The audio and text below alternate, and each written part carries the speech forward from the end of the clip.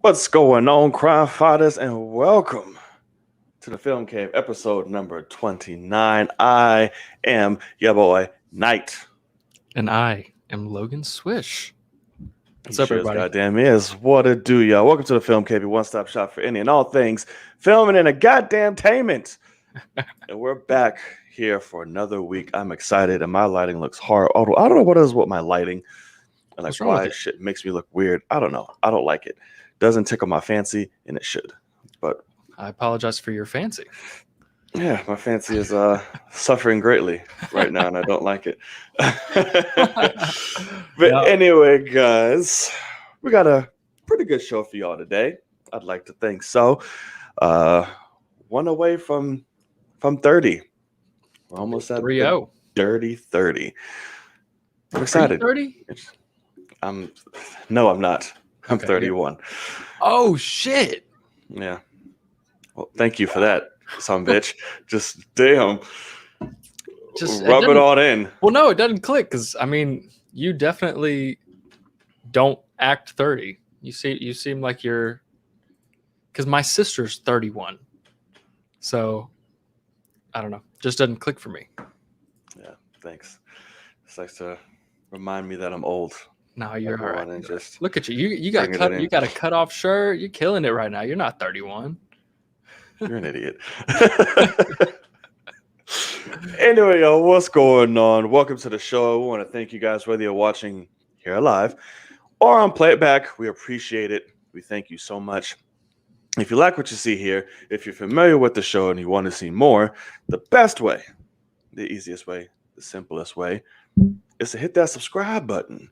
It's right there. Boom, boom, boom. Go ahead, click it, subscribe to the channel, support content creators and originality. Don't be a part of the norm or what you're used to. Don't be a giant doucher. If you can watch, you can subscribe. Very true. So, it's free. Hit that button, god damn it. It is free. It is free. So who doesn't like free? You know, just saying. Can't complain about free. Can't complain about free, but I'm sure someone will. That's correct. Like I said, we got a good show for you guys today. I'm excited to get into it. So, without further ado, sir, are you ready? Is there anything you want to put out? Announcements? You good? No, I'm good. I'm good. Cool and gang. So, for those of you who don't know, most of you do, me and Logan are a bunch of nerds. We can sit up here and talk about film. We like to talk about film. We can do that any and all day. And sometimes we do. But sometimes there are things that like to come up. Look, you're laughing at me. That like to come up that that we're also passionate about that aren't film related. But sometimes she still rears her head up in the conversation because why? She's a jealous bitch. But we welcome her. So, oh my God, you're killing me today. I don't know what the deal is. I am. And this portion today is called Sing It. Out there in the world for you to see. Oh, subtext. Yeah, subtext. Just a little bit. You know, I had to get fancy. Yeah, but speaking of fancy, there's a certain way we go about said out there in the world. And Logan, what is said way? What is said fashion? It is for the 28th week in a row, since we're on 29, so 28. It is traditionary fashion. Yes, it is. Yes, it is. Film Cave word of the day, of the week, of the forever. Pretty much. Get used to it. Don't try to look it up. You'll fail. But in that fashion, sir, please lead the way. All right, out there in the world for me, I have a couple things, but we can go back and forth. First thing is I'm upset We got a couple. because it sounds like that Spider-Man trailer will not be coming anytime soon. And I hate to say it because it's a thing of I wouldn't be begging for it if it wasn't hyped up so much. But like, I know someone and they sent them the trailer like the theater, got the trailer. And now it seems like Sony is backpedaling. And I think it's either A, they're finding out that they didn't keep secrets very well at all, and they might want to rework this teaser trailer and actually implement some of the big reveals that would be in a normal official trailer, Right. in terms of the cameos and things that we might be getting. Because can you imagine if after all the hype we got a Spider-Man teaser that just looked like a normal Spider-Man movie, no multiverse, nothing, even though we know that that's going to be a part of it. But then sorry, I'm fixing my camera, y'all. you're good. You're good. But then the other thing is, looking at it, we'll talk about it later, but we got a Suicide Squad trailer today that comes out early August, and we're getting it late June. And so I do think it could make sense for Marvel's marketing to say, hey, Spider-Man's not till December. Shang-Chi needs its official trailer before Black Widow, because that's in September. And so that coming out in July could make sense. So I'm not really sure what they're doing, but I'm upset because they're just delaying this shit, man. We know they had a teaser, but I'm thinking that they're reworking it to implement some things that we already know. Give us some real good money shots. True. I mean, at this point, I'm not holding my breath. I'm like, Yeah. I guess we just get it when we get it now. It's enough to where I don't care anymore. Yeah. Yeah, they're fucking it all up. So I'm just like, whatever. But leave it to Sony. So yeah, I mean, we'll get Jurassic World this weekend. See, I don't know. So we'll I don't know if they'll actually post anything online. I think it might just be IMAX. I think it's just IMAX, maybe. Yeah. For a little exclusive. But I mean, Jurassic World is coming up before you, homie. Like, you need to figure your shit out. But it's like, whatever. That's a year away. I'm not holding my breath. It's dumb. Sony's stupid. But, okay. So for a small little tidbit of information I found quite interesting. And now that it's been thrown out there, I kind of want to see it. Okay. But it's not going to happen. But speaking of Watchmen, Ms. Jean Smart wasn't the first choice for Silk Spectre or Jupiter, whatever the fuck her name is. Yeah. For Ms. Blake. She was the follow-up. The person who was offered the role and was like, here you are, this is you, was Sigourney Weaver, actually. Wow. Right. That would have been amazeballs. Jesus Christ. If that was her. I just want the season over again with just her. you can definitely tell they told, what's the actress's name? Jean Smart.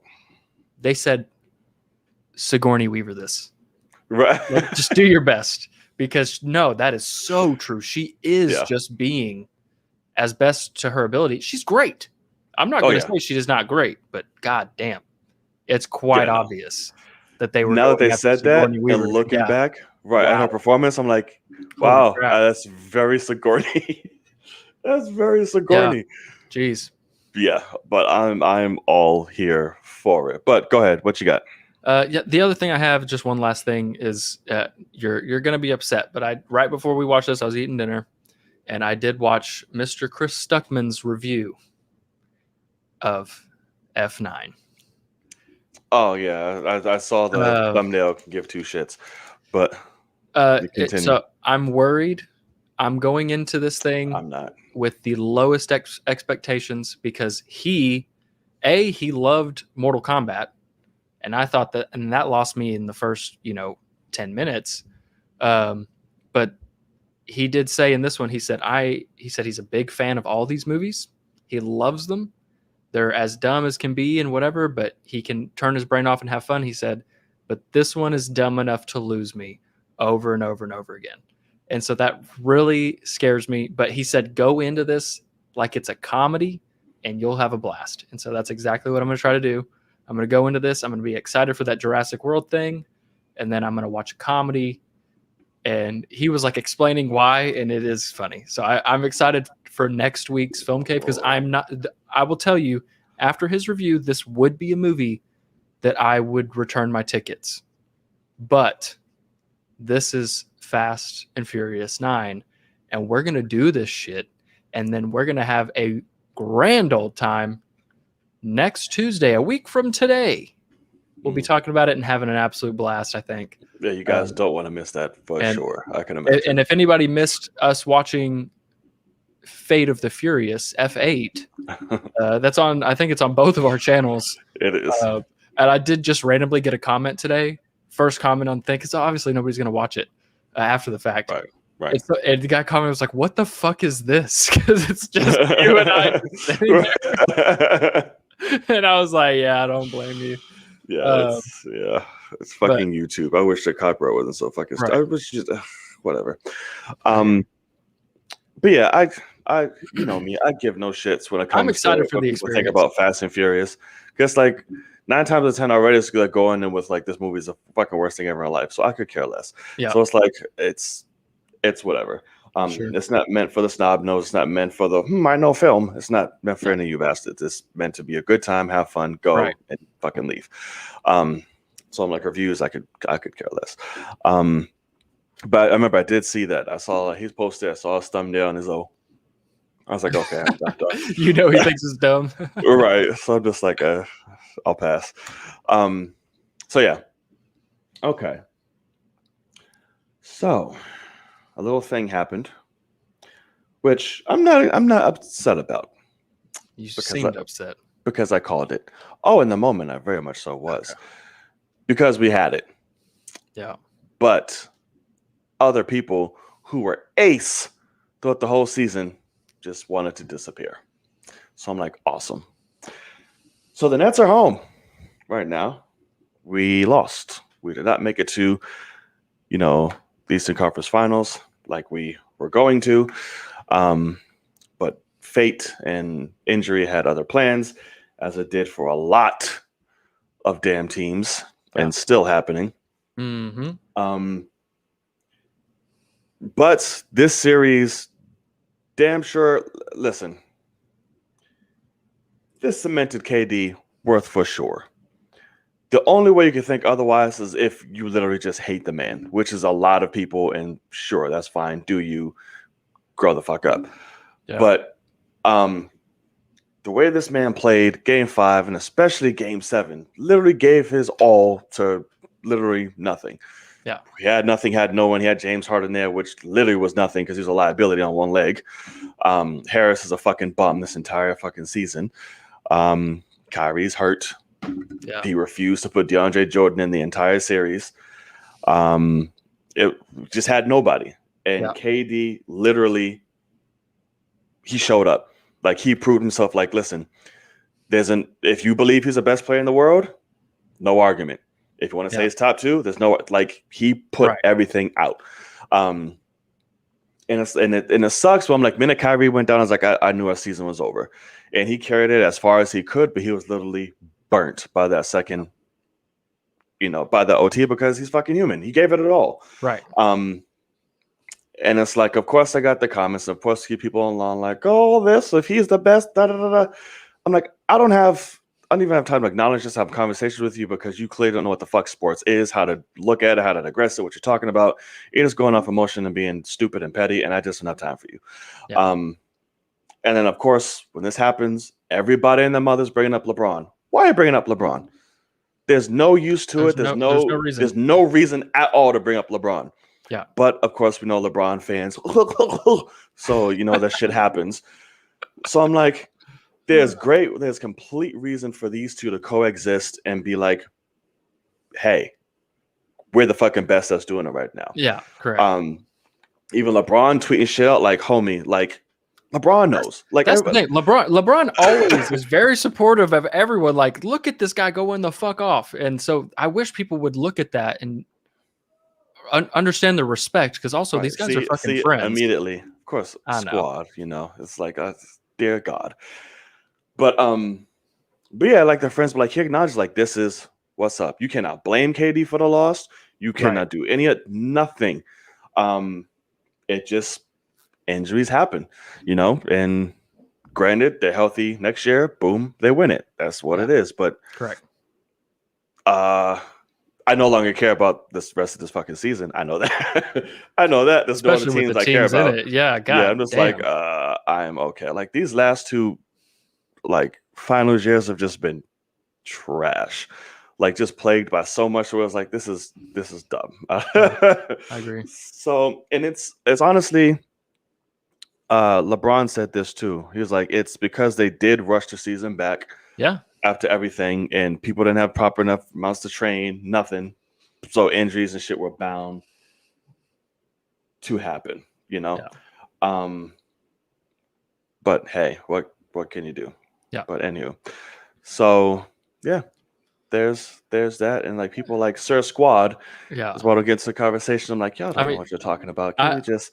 I feel for you because if you're going to bring up LeBron, all you can really say is this series specifically reminded me so much of when LeBron was like in those last few years in Cleveland, and like when he first got Kyrie and Kevin Love, they went to the finals, and he did not have either of them. They were both injured against the Warriors, and I mean he had like Deladova and Mozgov as like his point guard and 5-man, and like I don't remember who else was in it, but it's like people were like dogging him, like, oh, you lost that finals, and it's like he had 2 undrafted players starting in the finals. That's the first team to ever have that happen.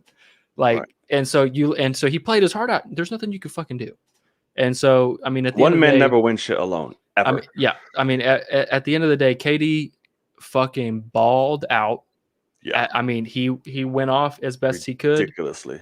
I if feel his feet wasn't so goddamn big, they would have won the game. I mean, if you want me to dog him a little bit, the fact that you don't know where your feet are, he's 6 inches back and that y'all win.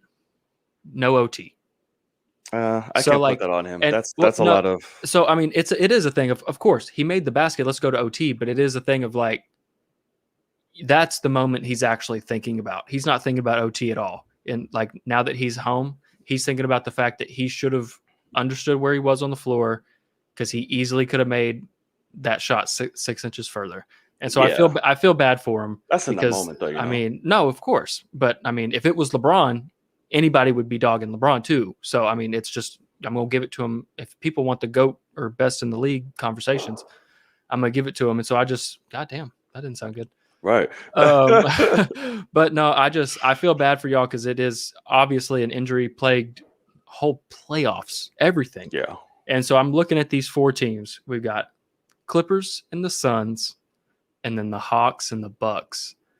And I think they said none of these teams have won a championship since the merger in like the 60s or something. Yeah. And so I don't even know who I'm going for. Nobody. But if I have to pick, it might be Phoenix, just because I do like Devin Booker, and Chris Paul is trying to revitalize himself, and he's doing an okay job. He currently has COVID, so that's rough. But yeah, I mean the fact that Atlanta beat Philly is wild. Like that's sad. But Ben Simmons is like people say Giannis is overrated. Ben Simmons is the most overrated player in the league. He was garbage, and he is not that good of a player. People were saying he was the next LeBron, and I'm like, I don't know what y'all are seeing. Can't make a free throw. No, it's hard. Well, I mean, that is very LeBron, but he's not great free throw shooter. Come on now. He makes them. Sometimes. But no, Ben Simmons is not a next LeBron like at all. He can make a shot, not a layup. Yeah. That's more so what I mean. He's got more game winners and clutch shots in NBA history in the playoffs. So, I mean, it's just I feel bad for Ben because he's dog shit and he knows it now and everybody else does. Well, apparently he's a big ass baby, spoiled and doesn't listen, can't do anything. Right. None of that shit. And I heard Doc Rivers, I heard him talking about. He's like, oh no, we're like he's not having an off season. Like we're fixing his shot tomorrow. Yeah. And I'm like, okay, prove it, because I think this is also calling out Doc Rivers for not being as good of a coach as people think. So I'm interested to see what goes on. But yeah, when it comes to this playoff, situation, no fucking clue. And people were saying like the bubble championship had an asterisk on it, which Yeah, it did. this one's 10 times worse. I mean, these last 2 years are trash. I mean, you can't deny. Like, I would say at least the bubble had more players in it than this one. Yeah, there's complete and utter trash. I mean, it's crazy. But we'll see. And Joel Embiid had a very cryptic, like, maybe I'm leaving fucking Philly post. I did not think that. I saw you say that. I thought it was the complete opposite. I mean, if you want to go, come on over, brother. We'll take you gladly. No, I think what he was saying is, I'm a Philly guy. Ben Simmons can get the fuck out, is what I more so think he was saying. Oh yeah, sure. Like he's saying, I play hurt, I play fucking hard. It's just wishful thinking. Work.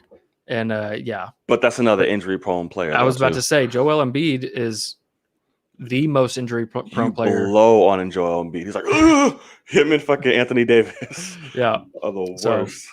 Crazy. God. But anyway, well, until next year we go. And Clay is back. So hopefully I can get my Nets and Warriors face off. Hopefully. I'm interested to see what happens this offseason, though, because I hope we get rid of Drummond in terms of the Lakers. Fuck Andre Drummond. Oh. And then I'm interested to see what happens over there in Portland when it comes to Dame, when it comes to CJ McCollum. We need a true big, like a true big. You have DeAndre Jordan. Who never gets no fucking minutes. Like, what the fuck? He is the definition. Yes, he is. Which I don't understand why he never stepped foot in this entire series. I'm like, are you stupid, Steve? And Steve needs a kick in the ass. Like, for sure. But also the Lakers need a true big, couple of them. And I don't know what's going to happen. But get the fuck rid of Kuzma. Yeah, that is correct, squad. Golly. Get rid of him ASAP. Yeah. Y'all need a whole Yeah, correct. But we'll see. All right. That's enough about that. As you see, like, we can go all day about other shit. Go all day. But anywho, that's going to do it. Did you have anything else? I'm good. A couple. You good? Okay. So that's going to do it for Out There in the World. So if there's anything we missed or y'all want to talk about, please let us know in the comments in the live chat. In the live chat right now, we'll get to it at the end of the show when we just have our bullshit. I forgot to say that, actually. There's a way you guys can join the show. When we get into it here, there are two ways. Well, mainly one. Nobody ever really does the first one, but still want to throw that out there. Right. You can go on Twitter, use the hashtag AskFilmCave to get your questions answered here live on the show. Option number 2. You can join us here live via video or just the sound of your voice, whichever you want to do. If you're camera shy, you don't have to show your face. But there will be a link sent in the live chat for you to click on and to come in and join us and ask your question. Now, there are some rules. Yes, there are. And I'm not going to hold you. They've been amped up a little bit. So, how it will go. You will click the link. You will sit in the waiting room. We will call you. We will try to be time conscious so none of you are waiting too long. And this is where you come into play. You'll come in and and I'm strictly saying this now. Mm-hmm. You'll come in. You'll ask your question. Of course, we'll say, how are you? Boom, boom, boom, stuff like that. We're not savages. But after that, you'll ask your question. You'll give your said thoughts on the question. And then that is it. We will not branch off into any other things. Yeah. No other thoughts or whatnot. I think we'll look down the road for shows where we can dedicate, this is just a fucking subscriber hangout day or whatever. Right. This is just strictly so that we can be respectful of the people's time in the chat. Yes. And I completely get in the waiting room. Everybody wants to come in and then give your thoughts on the show that we've just had on every topic.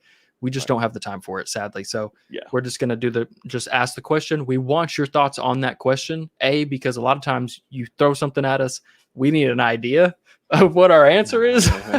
So you're still going to give us your thoughts on that question. Yes. And then we're going to ask you to leave. We'll answer the question, or we might even postpone said question if we have to in terms of time, because we've also done that in the past. So strictly for you guys in the waiting room. If it's just one of you, shit, we might hang out here all night. I don't Right. know. We'll But let you know. Like we'll yeah, we'll announce that. I was like, okay, right. we have time to kind of stretch a little further, If, but if if we have a few we people, yeah, usually have 3 or 4 people, and it's been getting tough. right. So we love you. Of course. It's all out of respect, love, Because none of that. we want a situation one day where we've got 10, 15 people waiting in there, Right. and we have to pick and choose 4 or 5 just to do, and hope you guys are okay with waiting until next week. So that's Right. where we're trying to preface that now, because we want to Right. get everybody in. We're not to that point yet, but we need to future proof this, and that's our way to do it. Right. And a lot of you mofos like to talk. Of course, and we Just love to like hear you. us. Yeah, Just like exactly. us. That's why I'm like, sometimes, like if he goes on after a question is asked, I'm like, all right, we got to wrap it up because, Yeah, I and vice fucking go versa. off. We know what the atmosphere is like when we're all here together, just want to hang out, shoot the shit, and talk. We know what it's like. Exactly. It's hard to just break it off, but we have to. Right. So yeah, so just making that stir now. I will go back over that again when the time gets closer for those coming in. But just wanted to preface that. So those are the new guidelines going forward in terms of live chat. So spare to everybody. All right. Cool and gang. They're probably like, fuck you both. I'm out. Yeah. Right. Right. Okay. Which one should we do first? We have quite a few fucking lineups here. Yeah, we do. Actually, you know, let's start off with the trailers because they're in stuff like that because they're not so much heavy in detail, but Mm-hmm. we can do it.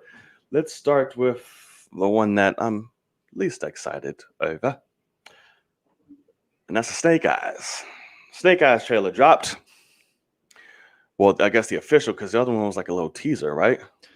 It was fucking ridiculous, is what it was. It was so short, but yeah, Yeah. this is now the official trailer. Yes, it is. So it dropped. It happened. What do you think? I'll let you go first on this. Give your thoughts. And I mean, yeah. to be perfectly honest, fine. I mean, I hate to say it, but it is remarkably similar to the Shang-Chi trailer. Like, I wish it wasn't, but man, if you put those Not two too next to far each off. other, it's even cut in the same way of like, okay, this happens, and then this guy's gonna pick you up in like a helicopter and take you to this bright gray, beautiful place because he's rich. That's like literally like Shang-Chi does that with the Mandarin coming and getting him, and it's like it's all the same. And it looks fine. I do like the actor that's playing him, so I'm interested, but I'm not a big GI Joe person, so it's tough for me to care that much. The Right. mask thing was cool. Looks kind of like That a was Power cool. Ranger. That was cool. I will admit, but it makes it practical, which I always think is very smart to integrate that. In the other ones, it made sense because it wasn't an origin, so he just wears a mask and doesn't say anything. Right. But in this one, it's like we have to make that mask practical and mean something, and there has to be a reason for it. And so I think it's smart to do something like that. But overall, action looks cool, but I'm gonna guess it's gonna be very generic. Yeah, it's the action does look cool. I'll give it that. Yeah. I'm way more excited for Shang-Chi by a fucking Oh my God. landslide. Yeah. But like I said, I'm not a huge Henry Golding fan.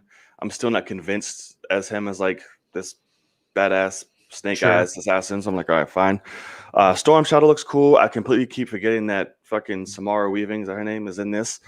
I don't know who she's playing. I don't know if she's Lady J or who the fuck ever. I don't know. We got our first look at the Baroness, which is cool. I think that's her. I don't know.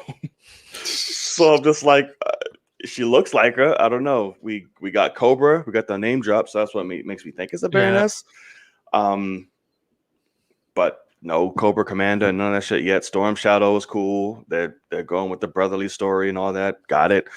But yeah, it looks okay. It's there. It happened.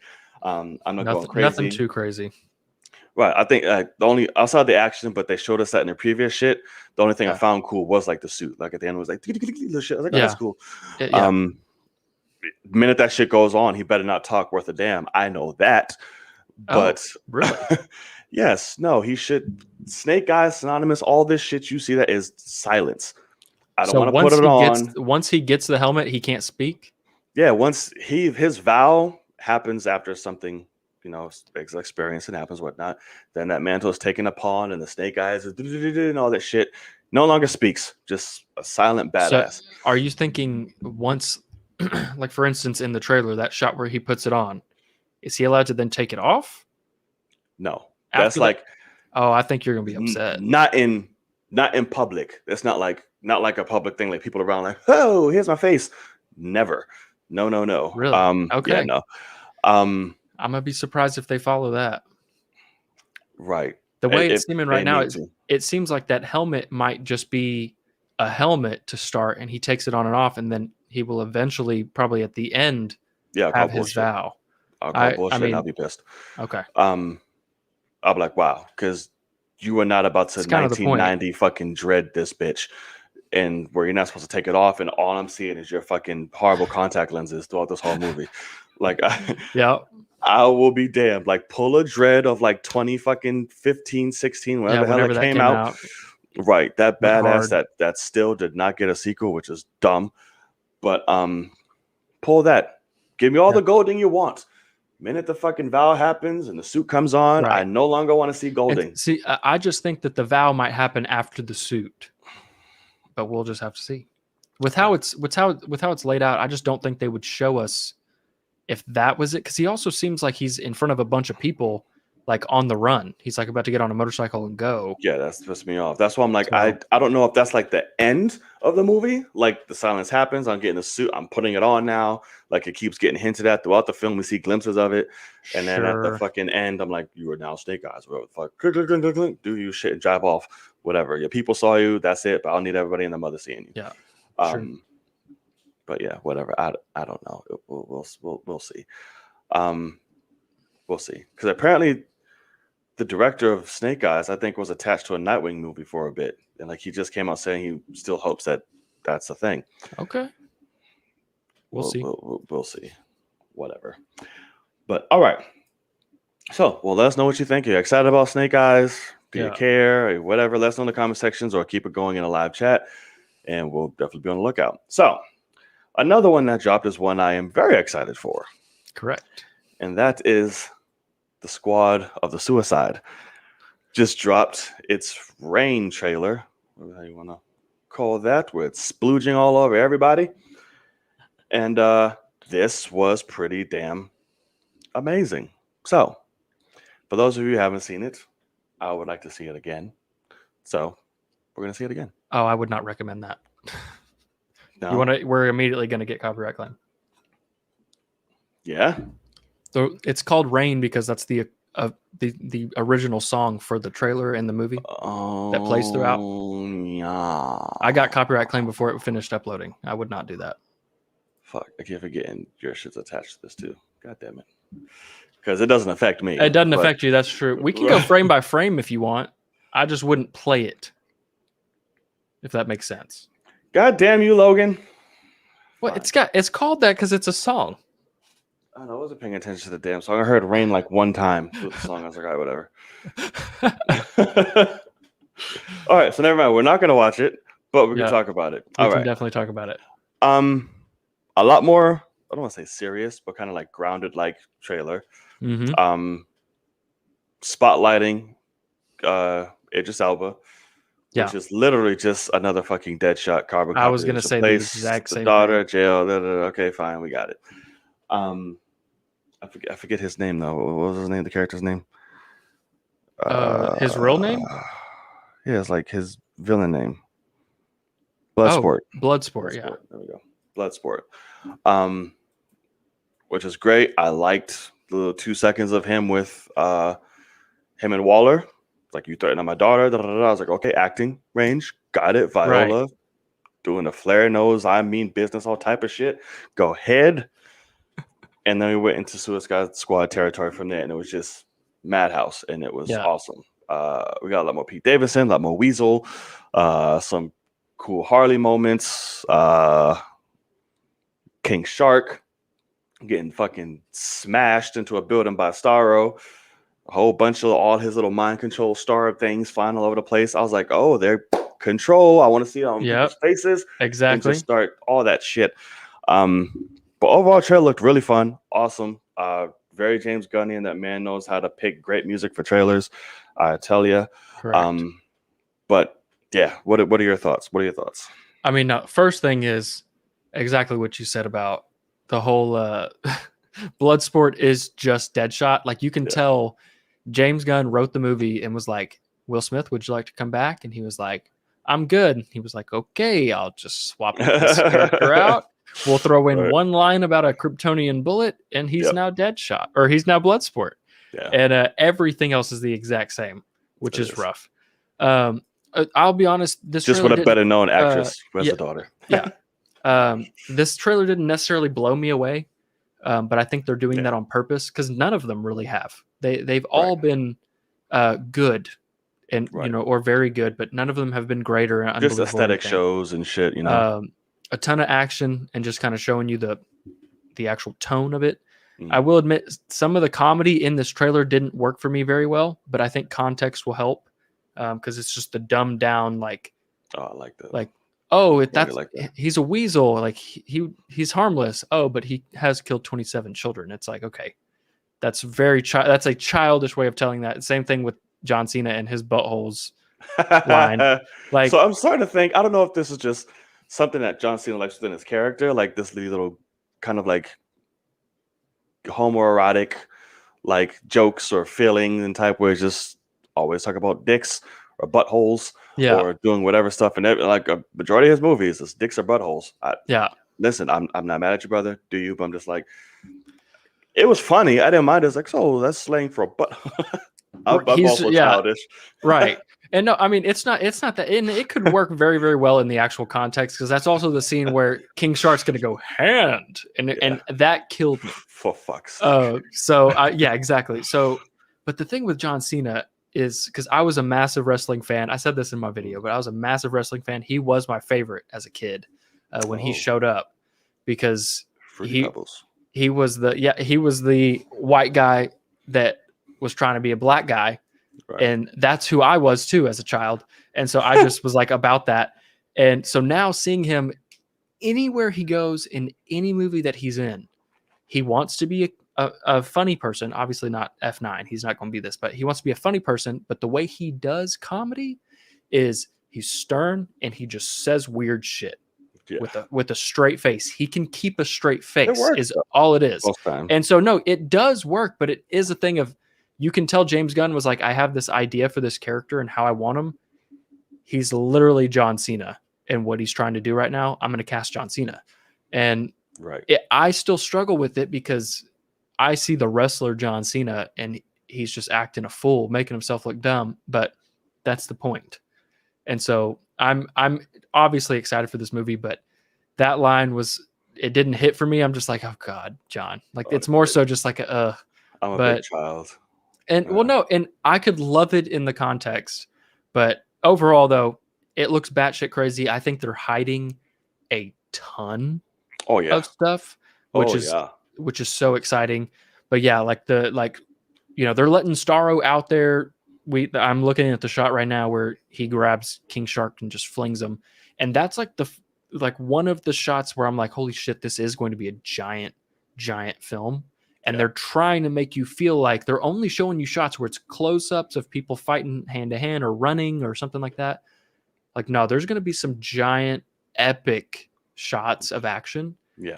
And they're kind of hiding them. So, like you said, the biggest movie he's done so far. Yeah, exactly. With the most action, the most explosives he was talking about. I mean, wild shit. So, most CG, he said. Mm-hmm. And that's Guardians 2 had the biggest CG element of all time in Ego the Living Planet, where they literally did. But they can also be like subtle CGI things also that's exactly. We don't even think are. And we're like, oh shit. We're like, well, it didn't seem like it was a lot of CG. Well, there you go. I mean, when you look at like anything behind the scenes of something like the last two Avengers movies, damn near every shot has some sort of CG in it, even if it's just like, oh, we had to rework a slight part of their suit here, like there was a wrinkle. Half the fucking suits are CG, like, right? And so it's absolutely insane. So I'm super excited for this. I can't wait. This is one obviously IMAX for sure.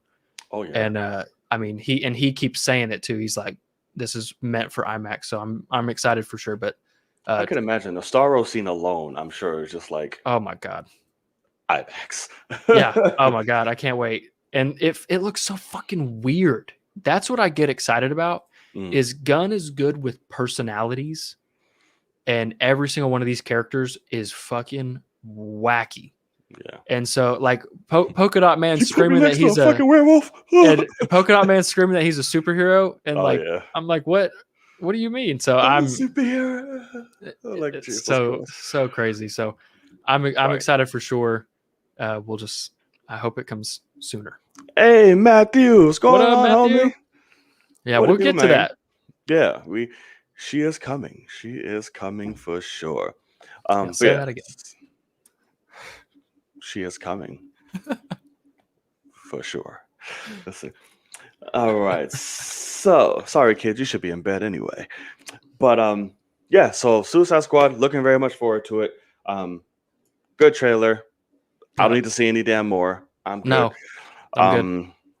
And I don't think in true James Gunn fashion that we will. So I'm cool with that. Let us know what you guys think. Of course, keep the conversation going, and we will pop in and out as need be. And Matthew, we got to get you on the show one of these days, man. Hell yeah. We got to get you on. All right. So not only do we get I won't say a handful, but some trailer releases, we also got some set pick releases and some official as well. Quite a few. They're just filmmakers just gifting us shit like, here you go, and just giving us all type of stuff. So, Shazam. We got new Shazam gave us some set picks as well as some official picks. We got to see the full family, the new suits. We got to see Helen Mirren, and that was about it, to be completely honest with you. But there you go. There it is. Look at that. I'm loving the new suits. I'm loving how tailored they are, and everything looks amazing. And you have Helen Mirren. She's playing Hespera. Am I saying that correctly? I'm not entirely sure. No idea. Yeah, I don't know either. But there she is. I like the armor. I like the look. It's very interesting. I can't wait to see the others. I know there's quite a few people that are in this. Yeah. But I love the suits. The girl who's the older sister in the film now will be playing the adult version as well, because the original was a fucking bigot. So see, okay, I saw that, and then I saw somebody talking about it, and that wasn't the case. Like, I don't know. What have you seen with the original? All I'm seeing is that she was part of the Capitol riots and like supporting and all that good shit. Somebody said that, and then somebody else posted and was like, basically that woman got killed in the Capitol because she was rushing the fucking Capitol, breaking the windows down inside, and she got killed. And that lady posted something and was like, I hate to see a life lost, like whatever for your family. But she did say, like, even though you and I have opposing political views, so she's not on their side necessarily, but I think it might have been enough to I've only seen like, hey, she supports this shit, do whatever. I didn't go dive deep. I'm like, it's whatever. So it does leave an interesting question though. What are the chances that we slowly get the whole cast to actually play both? What do you mean? As the cast grows up, like how long will we have Shazam movies? Because if we have Shazam movies for 10 years, we could have the young them eventually play the adult the young Shazam actually just a poof, a suit comes on him and he looks the same. He's he could get jacked or whatever when he's 25. That's 10 years from now. So I'm interested to see it, because as soon as I saw that I was like, good. Oh wow, because she was like supposed to be the 18-year-old in the first one, and so now it kind of makes sense. You don't need to make her grow up to be 33. Yeah, I didn't get that either when they did. I was like, why does she not just be her? Right. But now that's the case, and I like that a lot better. And she looks great, by the way. She does look great. Yeah, but don't get me wrong on the purple suit girl either. Oh, Megan Good. Hello. Jesus. I will never steer Megan Good away at all. That woman when is built in she popped all up, the right places. I'm when like, she oh, popped up in the first one, I was like, I don't know how they got her, but I'm about it. it surprised the fuck out of me. I was like, is that Megan Good? I was like, what? Yeah, And it works because she plays little cutesy little girl. Like it works for her. She's cute. yeah, She look good, she's but she's playing cute. adorable. She Yeah, is. I was like, oh, I'm here for it. yeah, But and of course Brody, here for it as well. What is his name? DJ Corona, whatever the fuck his name, the one who's the green one. yeah, Uh the jacked one. the jacked one. And I forget fucking Adu Kent, who's a black suit, the Asian kid. I I have don't no know his idea. name. 13 Reasons Why. So I was I know gonna his say I name. remember him Yeah. from the first 13 Reasons Why. Yeah, and him doing Adu Kent. That wasn't like a racial thing. He did it in the first movie, so don't come at me. So yeah, but I'm excited for this film. Yeah, Can't wait. Love the new suits. Love the tailored down look. right. Love the deeper hints. They're going back. So it's like, fuck it. We gave it all bright and happy color. Now we're going back to Exactly. We're we're gonna going make back this to more dark. realistic. Yeah. Right. I gotta Yeah. be honest, there's not one suit that looks worse than the first one. They actually upgraded Yeah. them all and they look great. I dig it. I now looking at this, I like the non-glowing logos. I think Yeah. it just works. Because even I saw a picture of, comparing the two, and when the family showed up, there were shots where everyone's chest should be lit up, but only Shazam had like the light under his neck. And I was like, all of the things were lit up. well, no, but like there were shots where you could tell they just only put that because it takes like CGI light sucks ass to implement. And so there were shots where they just didn't do it for the rest of the family. And I'm like, take all that problematic stuff out. Oh, gotcha. They were, it seemed like it was just a rush Just the for time. transformation was like glow, everyone, right. and then it went away. Yeah. There were some shots where they just decided not to. And it's like, that's just a problem you don't have to have. So it looks so much better now. And yes, they're more muted, especially green and blue. But yeah. Hey, I don't looks mind great. it. No, Yeah. it looks great. It looks more realistic now. I'm about it. Right. And speaking of, we'll use this to transition before we get into our next. They just revealed that for Black Adam, that Dr. Fate's suit will be all motion cap, which will be interesting. That's scary. Yeah, I don't know why. I can tell you why right now. It's because Pierce Brosnan doesn't want to be put in a goddamn suit like an asshole. God. He's fucking Kate Blanchett in Thor Ragnarok. Pissing me the fuck off. She had a suit, though. She had a suit. But most of she it, didn't have she her was headpiece, in. though. But most of it, though, she filmed that whole movie almost wearing pajamas, and it was all CG for most of it. Because she didn't want to be in it. Have you not watched any behind the scenes stuff? She's in. I did. It's all in hellish. Maybe I saw a few where she was in mocap. I mean, it was maybe for like the action shit. I don't know, but whatever. That would piss me off because I love Pierce Brosnan. Right, me too. But badass. Or maybe we don't know what direction they're going in. Maybe we can't make that assumption. Maybe it's for a reason. Maybe he's just got. I don't fucking know. But I just think maybe. I don't know. Damn it. It's just that would be such a beautiful and crazy looking practical suit. It would be. My God. It would be amazing. But because how the character is and how everything literally is around him and all majestic and maybe. But then again, I was like, you can still have him do that in a practical suit and make all the majestic shit around him CG. Right. But I'm like, I don't know.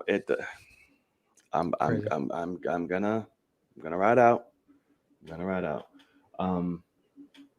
We'll see. Yeah. Yeah, he probably is right about the suit, Matthew. But just like, it's whatever. She was fine any goddamn way. I don't care about being fine. In a CG suit, I don't Obviously, care. she's fine, but like I'm trying to. It just I know. that was one of the things that I like fucking loved her. I loved her. I don't know. It immediately jumps out to me that they don't actually like. They're like, "What? I'll be in this movie, but like make it as easy on me as possible." And but that's even MCU has went into that thing where everyone's whole fucking costume is CG now. I'm like, why? Can we go back to? That's exactly what I mean. Right, but I'm like, even I guess DC's now doing this shit. Like, I hate that. Just go back to practical shit. Like, that's why I love the first what's one of the things I love about the first Avengers. Everybody Robert Downey Jr. is in a in the full ass yeah, Iron Man suit. Iron Man 2, he's in a full ass sweating Iron his Man ass suit. off. Yeah, Right. I'm like, can we rock this out, please? But then nope, CGI, and the only time we need you exactly. is face up. And So you that's can it. tell, like, you when you're watching it, like, I still, even just when they do, like, it obviously works, but like the whole nanobots thing, Yeah. it's such a cop out of making, like, he's walking around in a hoodie and sweatpants, and that's his Iron Man suit on set. It just has Right. dots on it, and they just put it on, and it's like, can you make it any easier for this guy that's making $35 million off this movie? Like, Right. just, And it's like, I would say get in that fucking suit and earn your money. It's not that bad for right. how much we're paying you.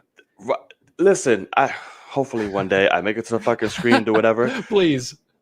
They'll be like, yeah, so we're just gonna CGI the suit. I mean, you know what? Right. I would flip shit. I'd be like, I did not sign up this bitch to be a superhero for you to make me look like one on a fucking computer. Right. Put me in a suit. Right. Like I will be so I want to pissed. be fitted for a suit, Yes. so that I can I take want that shit to be home. me on the screen. Yeah. And every fight scene, it's gonna be my ass. Like, make it work. Like I love Yeah. Ben to death. Right.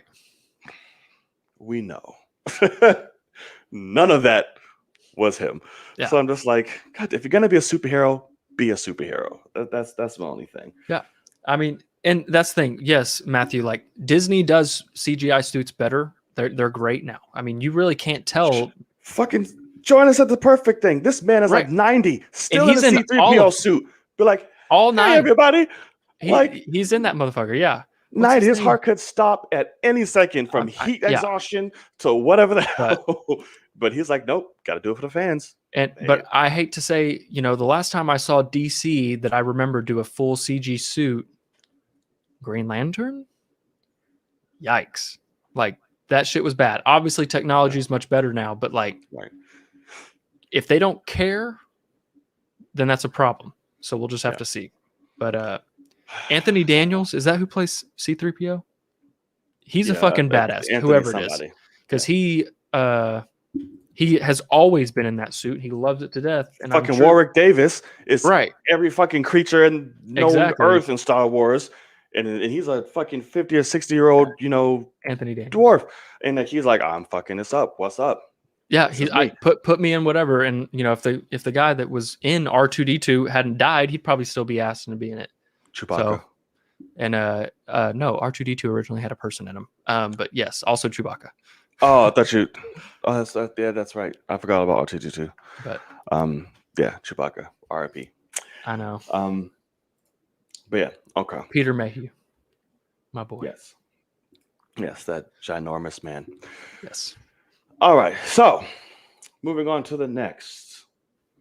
The Flash also gave us some good looks, and I'm a little bit emotional about this one. Just because the route that they're going with this is just confirming what I'm hearing after all these pictures and replacing and taking over, and now the new DCU and all this other stuff. We'll see. But the Flash gave us some pics of Sir Keaton, his ride. We have Iris West. We have Barry himself. And we have Supergirl, which was pretty fucking awesome to see. Now go hold you.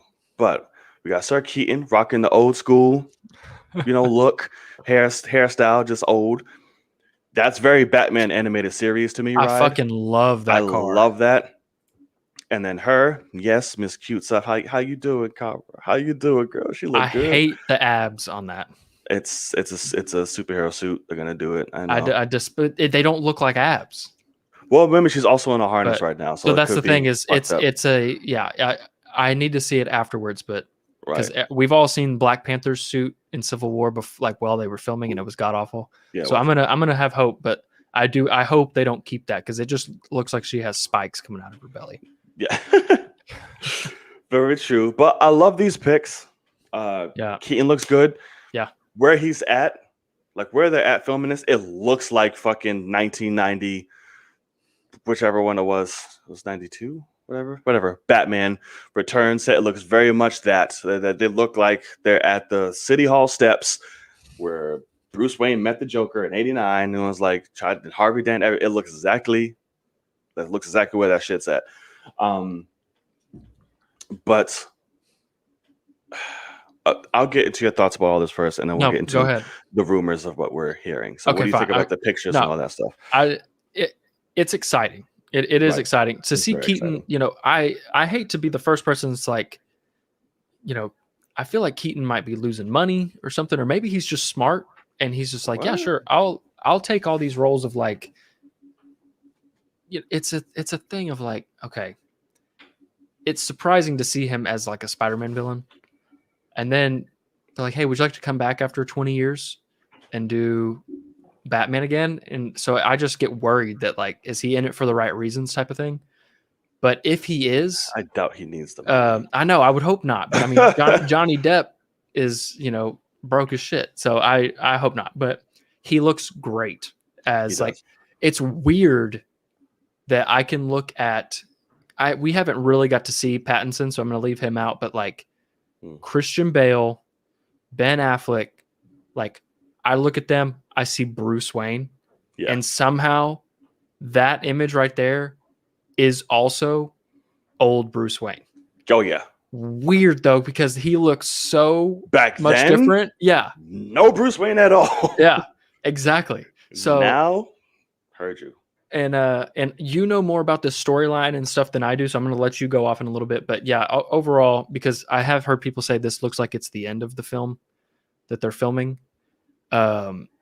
possibly because it's Barry Allen's dad's court day or whatever, or his trial.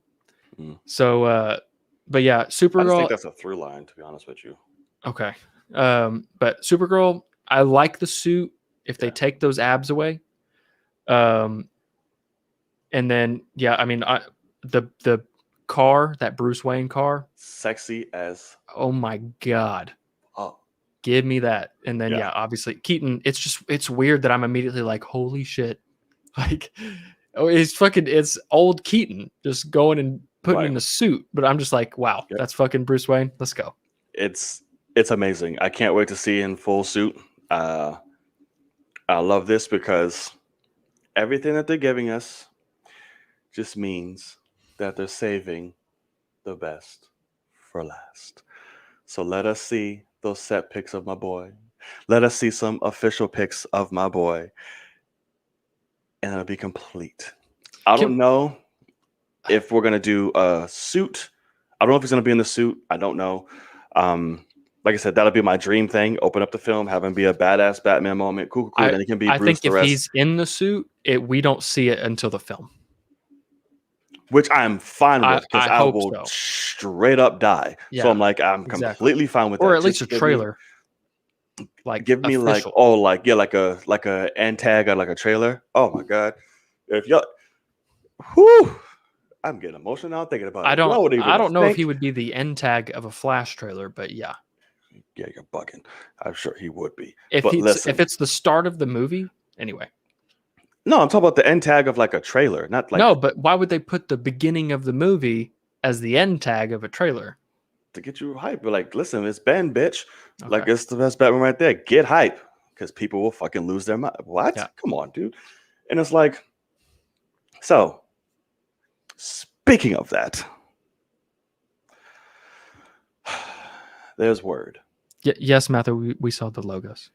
There's been a lot of words that Sir Keaton will be replacing Sir Ben as the DCU's Batman.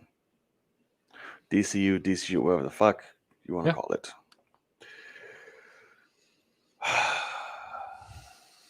This angers me so. It does. Because not that it's being replaced. Not that Ben isn't going to be Batman anymore. You know, come to terms with that. It's fine. It's cool. Mine is the reasoning. And the reason being, Ben Affleck got so much shit. You're too old. We're telling our story. We want to order Batman. It's good. We've had that story. Boom. Thank you. Just to bring in an old ass Batman to replace him. That upsets me. That's dumb. Who are you upset at? Who am I upset at? Yeah. DC. Like, okay, so okay. These are their decisions. Like I'm not mad at Keaton for if you do you get your shit Right. fine. But it just pisses me off because it's like you did all this shit with Ben and yada yada yada yada yada for those reasons, just to bring in somebody for those very reasons you were trying to force his ass out for. One of the many. So it's like, why not just stick to it? Even though Ben's not going to come back now because y'all fucked that road up. Right. And I think destroyed it brilliantly. that's the whole reason why. I don't think they ever pushed him out for being old. That was definitely one of the reports coming through. On top of everything else, was he's an older Batman. We can't carry this. Oh, heard a lot of it, and it's like I can't. And like that's what's frustrating. So I'm like, okay, fine, whatever. But it's just like, I don't know. DC's a wreck. I don't know. Yeah, for So sure. it's just like I don't care. It's just dumbfounded to me. At the end of the day, like, whatever. What makes me worried is because I think the whole thing, I'm more mad at the fan bases of people, because there were people that hated on Ben immediately, and then there were people that loved Ben so much that he couldn't do anything else. And I think that's actually what really pushed him away, is he's trying to be a filmmaker and be. I didn't say that's what pushed Ben away. I'm saying the studio was one of the reasons that like get the fuck out. But I'm saying, I think Ben saying I'm not fucking doing this anymore is why this actually happened. I don't think it was really. I think Warner Brothers would keep him if they, had any reason to. But with what has happened with Snyder and what has happened with Ben Affleck, he would never fucking do it again. So that shit was in the fucking tomb before any of that Snyder shit was even happening. I never heard a lick of it, so I don't know, because you've brought up some shit that's not in real trade, so I don't know. But maybe you're listening to the wrong people, but I haven't heard that before. Because what it seems like to me is they're taking the storyline of a Batman that's supposed to be retired, and they're just swapping them. Doesn't matter age. They're just saying, Ben Affleck was the older Batman that retired and came back, and now let's swap him now that he's, happy and whatever, kind of how they ended with the Snyder Cut. It's like, let's swap them because he don't want to do it anymore with another actor that can be Bruce Wayne, but, doesn't need to be Batman all the time. And Keaton's like, yeah, sure, I'll be Batman every once in a while. Like, let's do this. And so they're just going to swap them, is what it seems like to me. It's fucking stupid. But is it? Yes. It's better than losing Bruce Wayne completely. Because the way I look at it is, we're gonna have hopefully I don't want to own as Batman. But that's the thing. Hopefully we're gonna have a trilogy of the Batman with Matt Reeves, and so we can have a badass young Batman, and then an old, what would you want to call that? Seasoned veteran Batman, and like we can watch one go out as the other one's coming into his own kind of thing. Because it doesn't make sense to have two Batman. Robert Pattinson right now until I see something. Okay, well, you fucking drooled over that trailer. Right. I didn't say, oh my God, I need this now. I said, okay, cool. It's exactly what you said. You want to go back? That I'm officially on board and can't wait and I'm absolutely fucking in love with Robert Pattinson? No, that's not what I said at all. I'm not saying you love Robert Pattinson, but you believed in Matt Reeves. Oh, my issue isn't Matt Reeves. I love Matt Reeves. That's never been the issue. But Robert Pattinson. Okay. If that's the case, I don't know what the fuck you're expecting, because anything Ben Affleck would have been in would have been dog shit, because he's not directing it. The guy that's writing and directing this just made It too, and it's fucking terrible. And I don't care what the fuck Ben Affleck's in and what he looks like. If the shit's bad, it's bad, because that Mortal Kombat movie that everybody looked cool in was fucking dog shit. Kong versus Godzilla, dog shit. I mean, keep going. Fast and Furious 9. Says you. What are we talking about? Says you. These are not facts. I mean, it's just one man's opinion. These are not facts. Doesn't have to be. Pierce Brosnan in fucking pajamas, dog shit. So that is dog shit. I mean, I don't know. I just and see, like, then you have people like this. I've been hearing a lot of issues going on with production of Matt Reeves' Batman. That's completely incorrect. There's nothing being said about that from legitimate sources whatsoever, because he got duped on it a couple weeks ago. Nothing is coming from actual legitimate sources. It's just people that are diehard Ben Affleck people that are wanting to dog the other Batman. And so they're making shit up and they're putting it into ilovebatman.com and saying, here's a report. And it's going, that's the kind of shit that it is. It's like, it's none of it's real shit. And it's so funny. So nothing is going on. They're doing reshoots right now for the Batman, like any movie does, period. And that's just the way it's going to be. I mean, every single movie nowadays, they have scheduled reshoots no matter what. And that's just the way it works. So I'm not worried about Matt Reeves' Batman. I'm not worried about Robert Pattinson because I think that trailer already pretty much proved, especially with that being only 25% shot. But when it comes to this, the only thing that sucks for me is we're probably going to get 2 or 3 scenes of Batman fighting in the Flash, and then we might never see Keaton in a bat suit again. And that does suck. But that might just be what the DCU is going for. I mean, at the end he's of the 90 day, fucking years old, so I know. doubt it. But at the end of the day, we're doing Flashpoint way too early since they haven't even really got their footing in the DCU. And they're like, let's bring in this crazy Flashpoint shit. But they're trying to reset shit. They're trying to do whatever. Exactly. And so it's so early. They're going to pick and choose what they want. And it's so reactionary. Let's just hope and pray that this movie turns out okay and leaves us in an okay spot. Listen, I believe Andy is a good director. Like I said, say what you want about it too. That's not always fantastic. Oh, absolutely. I enjoyed it too. Definitely had its flaws. I'm not gonna say it's dog shit. That's insane. It's dog shit. But it's like I don't know. Yeah, like Matthew said, they're just using it to reset shit. That's all what it is. They're trying to find cool ways to. But Loki's not resetting anything in the Marvel stuff. That's the thing is DC's trying to fix their shit with Flashpoint, whereas Loki's going to Loki's setting shit up. Yeah, Loki's going to take shit to the next level. Yeah, but it's also like but I mean, like some aspects they're resetting, like for some characters and stuff like that, like Loki as well. Like they're kind of bringing him back, resetting his shit, and going forward. So like some character?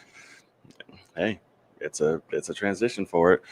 And we don't know what else is happening. We don't know. We haven't seen the rest of the show. Who knows? Oh man, I can't wait. Tomorrow morning, oh shit. You gonna stay up? Yeah, I might. But it's like I filmed, like I said, I filmed my reaction to episode 2 like last week. And then I was like, oh, got it. And then the very last fucking thing, my shit fucked up. So I'm like, well, no. Yeah. So I didn't know that. Yeah. That was like as I remember, I tweeted that. I was like, yo, I'm here. I'm watching the show. Maybe the last 10 minutes, if that, like all the shit was happening. Click, clunk, clunk, fuck up, nothing. Just gone. I'm like, awesome. God damn. Right. We've all been there. I don't know.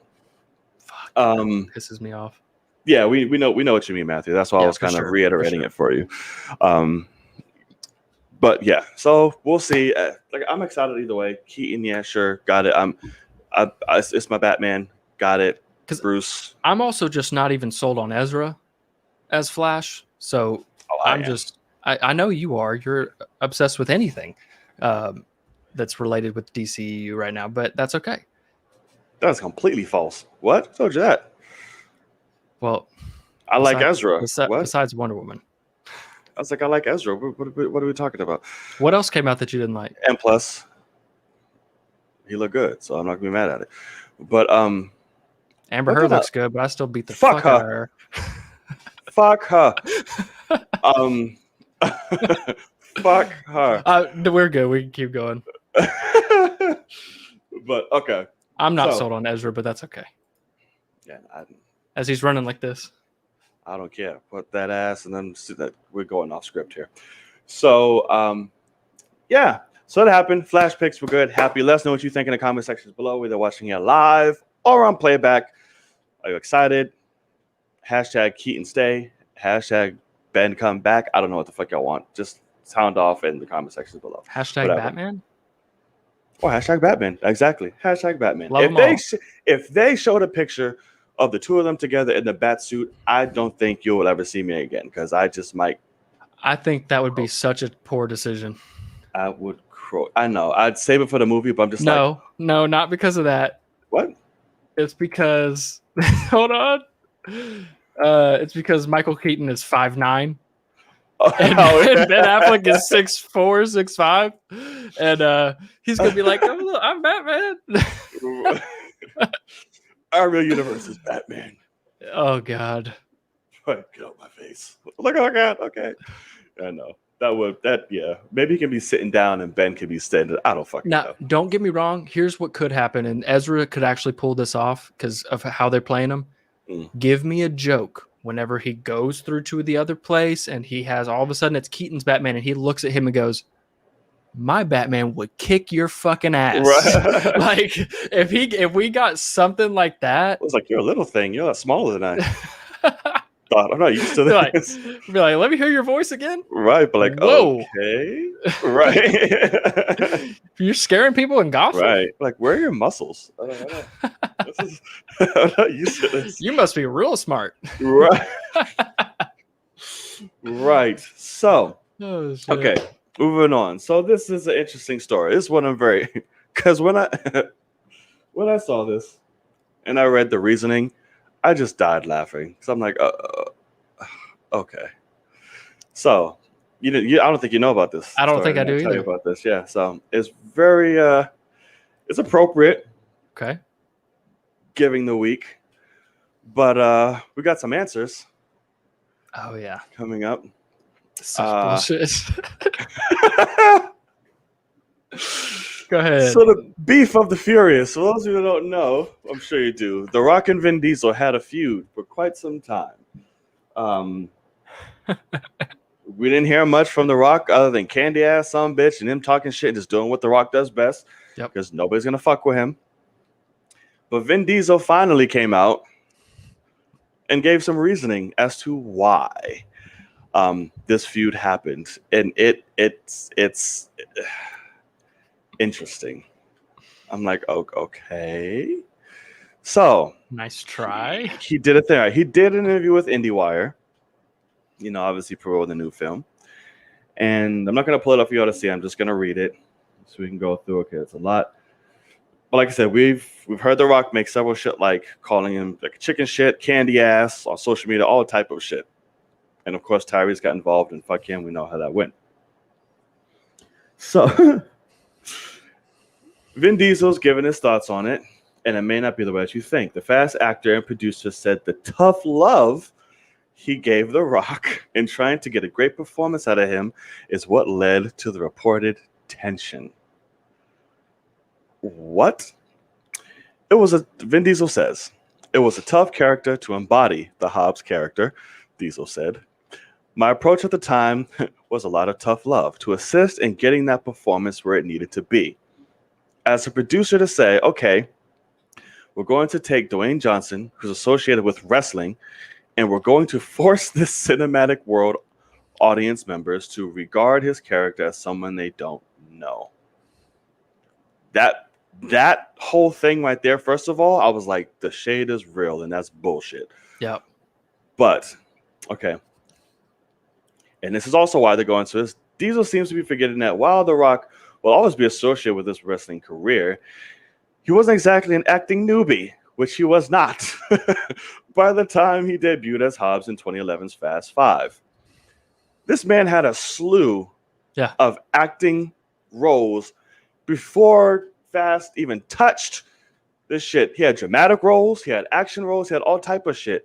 What the fuck are you talking about, Vin? So I'm just like, okay.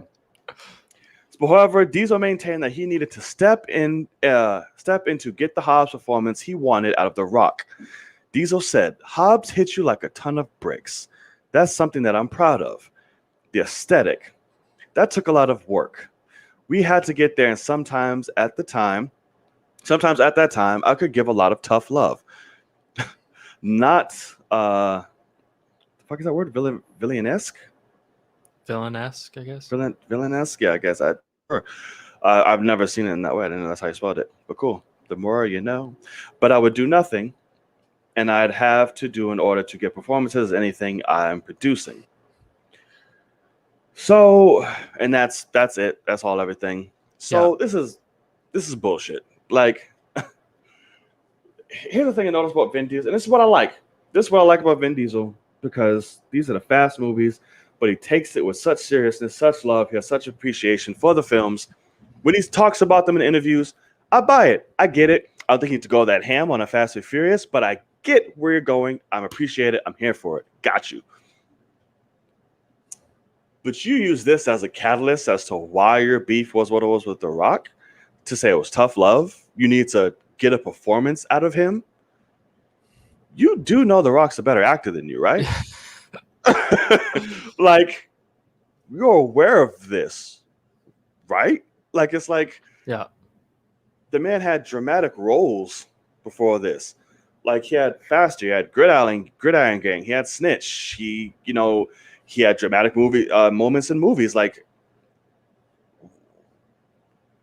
what? Yeah. So it's like it's all bullshit. I just think it was literally The Rock came in, you had an idea. There was an idea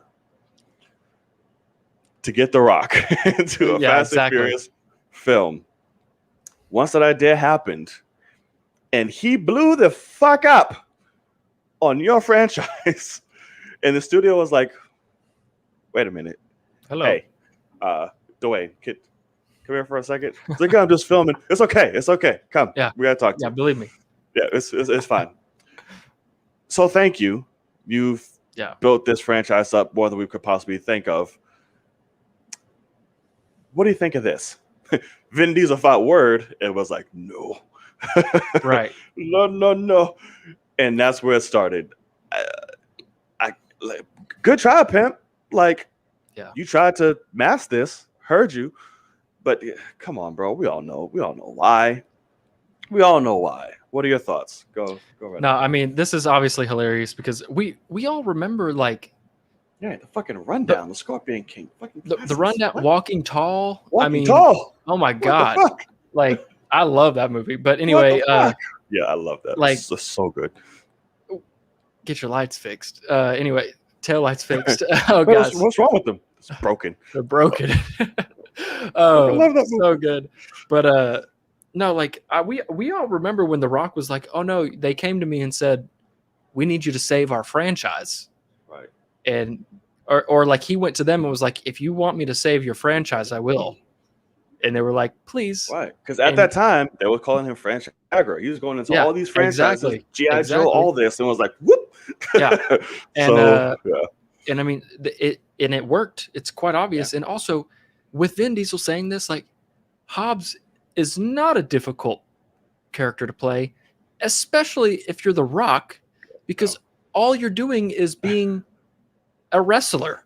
Right. Like, you're just sitting there doing monologues and going out there and talking on the mic and just bullshitting and beefing on people. Saying epic ass lines, just ripping people's shit. I'm gonna kick your candy ass, and like, right. And that's all it was. Beat your ass like a Cherokee drum. It is literally, God, I can't believe he said that in fucking Fate of the Furious, by the way. He actually said that, and he was saying that in the Attitude Era of the WWE.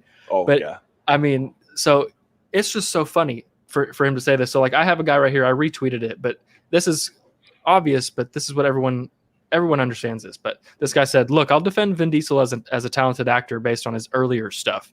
But imagine telling the guy who revitalized your franchise he needs to act better when he has to play off of an audible slab of concrete. Talk about Vin. And that's exactly right. I mean, if anything, The Rock should be giving you pointers on how you might help your own franchise, because guess what? He just started his own off of yours, and it's making as much money as yours is. Right. And it's got half the cost of casting. Far, this man is an entirely much smarter businessman, and especially in film and producer than you are. So it's like every facet, he's actually twice the man that you are. Yeah. Like in size, in everything, like in acting, in business, in producing, in everything. He is, like you only have fast, bro. Right. He's the Right. biggest actor in the like. What are you talking about? So it's just wild that he said this. And I feel bad for Vin because it's exactly what Tyrese was saying too. When all this went down, Tyrese was saying, Rock's trying to come in and steal our franchise from us. And it's like, that's correct. He's coming and he's taking that shit. He's not stealing it. He walked in and already took it. And it's because That's y'all the thing. can't He didn't carry steal this. shit. He came in and Universal was like, yeah. Well, yeah, he walked in We need to him. he walked into a car with a flat tire and just lifted that shit up and was like, "Y'all want to change this?" Like, Right. I mean, it's like Right. he just Like I picked can't that keep holding up. this shit up. Like I need Yeah. y'all help. Like get this tire. Like we're running Yeah. on flats. Like So we're I running mean, on flats, homie. at the end of the day, I feel bad for Vin Diesel because it is I think that whole cast. Ludacris acts in one franchise. He is not in any other movies. He wants this shit to continue. Not good ones. Go anyway. down the list. I mean, it's none of these people are This in. is Tyrese's whole life. Yeah, I mean, it is 100% a thing. I mean, at the end of the day, even Vin Diesel could easily be recast for Groot because they're having to change his voice to make it higher because it's now a younger Groot and they're just letting Finn him was stick good in around. Riddick. But it's like I agree with that statement you said in the tweet that the dude said. Yeah, I commend Vin's shit in the past. back in the day. He was more versatile.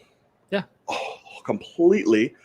Whether from Find Me Guilty, A Man Apart, Pitch Black, Fast and Furious, like he was going to Pacifier. I'm like, which was phenomenal. Like, love that movie. Like, bro, like, but it's just when that started to burn out, Fast and Furious was the answer, and that's all it's been so far. Thank God for fucking Guardians of the Galaxy. Yeah. Thank God, because he's riding out good on Fast. He's riding out great with Fast, but it's all he has. But thank for Guardians of the Galaxy, and like that versatility is just gone. And if he does make a movie that's different, he's still kind of the same. Like Bloodshot was the only thing recently that kind of was like, I'm trying to change it up a little bit, but I'm like, but even that change, I was like, okay, right. So I'm just like, whatever. It's fine. It's whatever. But I just find it bullshit. It was dumb. The Rock made tons of shit before Fast, bro. For you to try to say that excuse. But I'm like, whatever. Like I said, I commend your wordplay. Yeah. I commend your hustle, trying to twist shit around. Because like I said, when you talk in interviews, you speak passionately about your work, and I love it. I'm here for it. But that shit, homie, nah. If anything, I'm now very excited for The Rock's next press scenario. That's what I'm like. I want to know what The Rock is going to take from this. That's what I want to know. Because he's going to look at this. He will not say a word about this right now, obviously. Because there's no reason to. But he knows that this is happening. Someone will eventually tell him, in the next at least week or two. Oh, yeah. Because he's Black Adam right now. He's, so they might not throw any of this on him. But, like, he will eventually learn, like, oh, they're actually Vin's talking about this outright. Oh, but he is lying. and he'll just be like, because you know that press people will dog. They will ask this over and over again. Oh yeah, because Vin could have just said, hey man, I'm not going to talk. I mean, it was nothing, and that's it. Yeah. But instead, he gave this answer, and so The Rock's going to say, I don't know what. I mean, the next press shit The Rock is in. Because he's going to explain. He's going to be like, I went in there, I did my job, and I made that franchise better, and I got my own out of it. That's he's going to be professional as fuck about it. I don't think he's going to make a retaliation, speak on it. I think he'll talk the story to the truth in the most professional way without taking shots. Exactly. Because he's, like I said, this man is fucking brilliant. Like he does his job, tear it up. But yeah, that's why I was curious. I was like, ooh, The Rock's going to get wind of this. I wonder what's happening. Because it's like, I don't understand the reason of this, because last time The Rock had anything to say about this shit, he was mad professional. He left the door open, like I could come back. Like he quoted Fast Five, like happy for your success for the movies. Like I'll see you soon, Toretto. Like he left it great.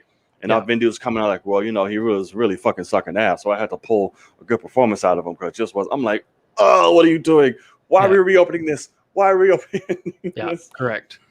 So I'm like, It's Whatevs. and we know that this is going to go to 11 movies, and Right. I just want everyone to know right now that I might never watch another one after this ninth one. We'll see.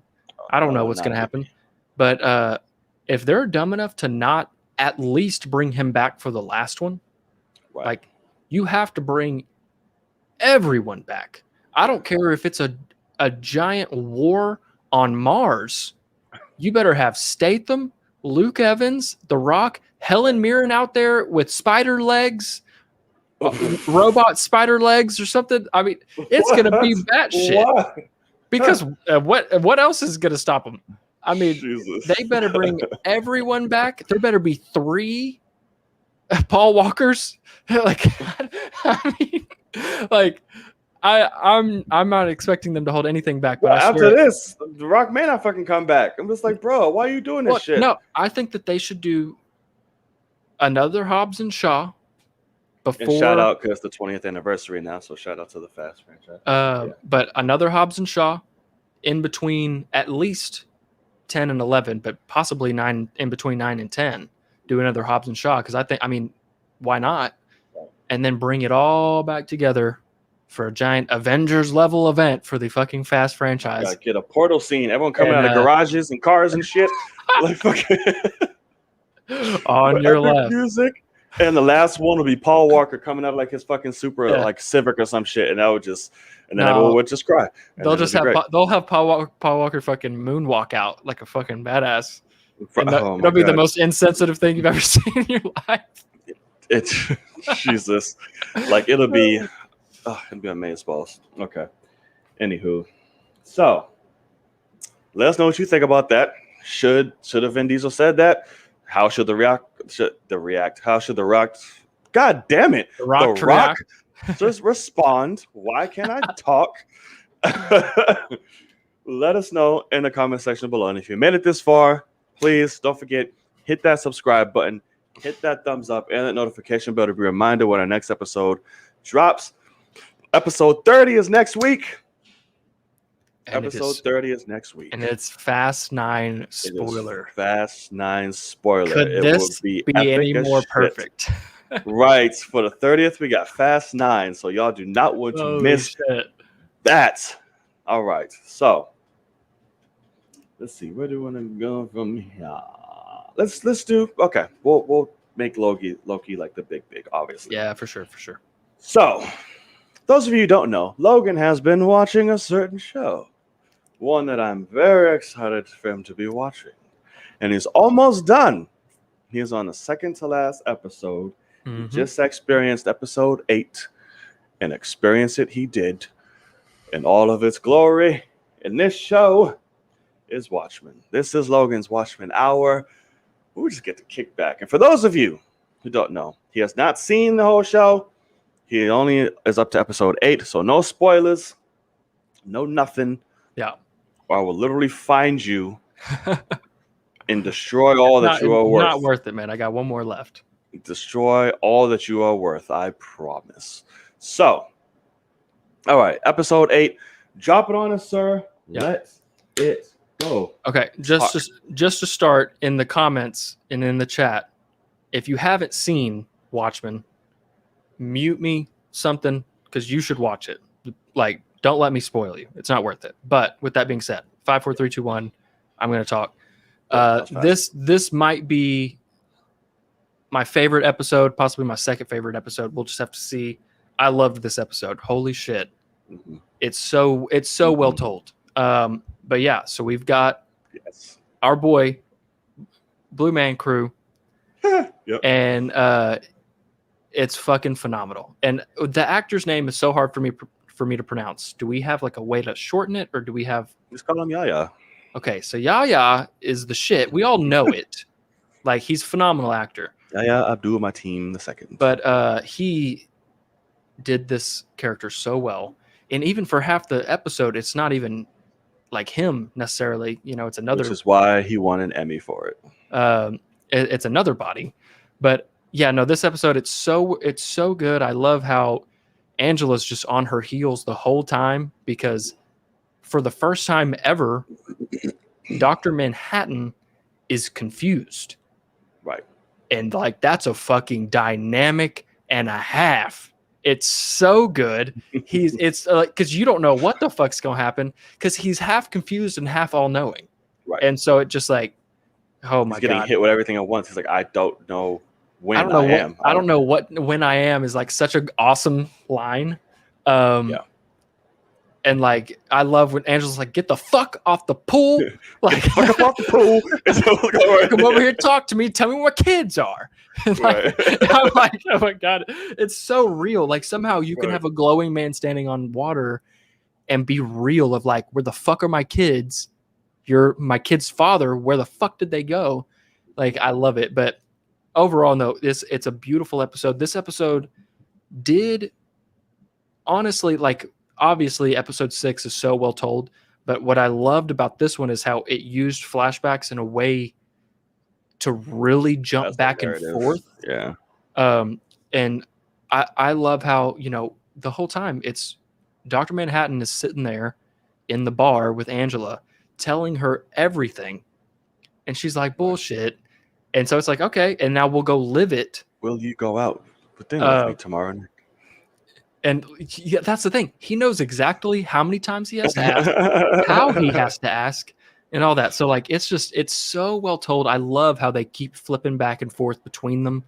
And I even love how Angela's like, we don't have to have the fight. And he's like, we're going to have the fight.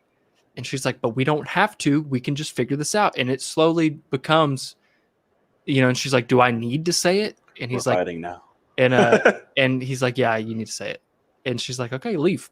Like, and that's how it always was meant to be, was her asking that. And so it's like so well told. And then, yeah, I mean, that was the thing is like, for me, I knew he wasn't wrong in the end. There's no way he's wrong when he's saying like, we will end. What was the word he used? Tragically? Tragedy. Yeah. Yeah. And so like, I knew that he was going to be right. I didn't know if she was going to die or if he was going to die. But, whatever happened. Because he even said they're going to teleport me. So I don't know if he's dead yet. But stick you on a cannon to involuntarily transport me. Yeah. So there's nothing you can do. She's just like, what do you mean? I'm going to go save your ass. And, right. But like, we do get one badass scene with him. It's fucking phenomenal. Fucking music is epic. But it also was a thing of, I don't know, there's always a thing of like, I don't know why he has to let himself have that happen to him, because he knows the whole time, like, so there's something willfully he's like, this needs to happen, because he knows like, no, I'm not wrong, sorry, love you, or whatever he says, and he gets hit, and so he could have just turned around and just the way I was not expecting him to fucking scream.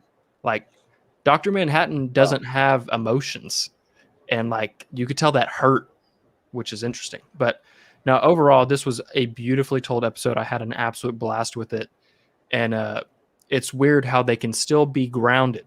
Like, it was still a Watchmen episode. It's grounded. We're in Tulsa, fucking Oklahoma, but here's a glowing, God. So right. I dug it a lot. I cannot wait for the finale. It's going to be bonkers. And I'm guessing, everything has to come to a head, but it was funny because I, like, in my video, I was like, it is all tied together. Like, exactly what you originally said, like, before I even started it. I was like, they're tying shit together I didn't even know they could possibly do. Like, it was so good.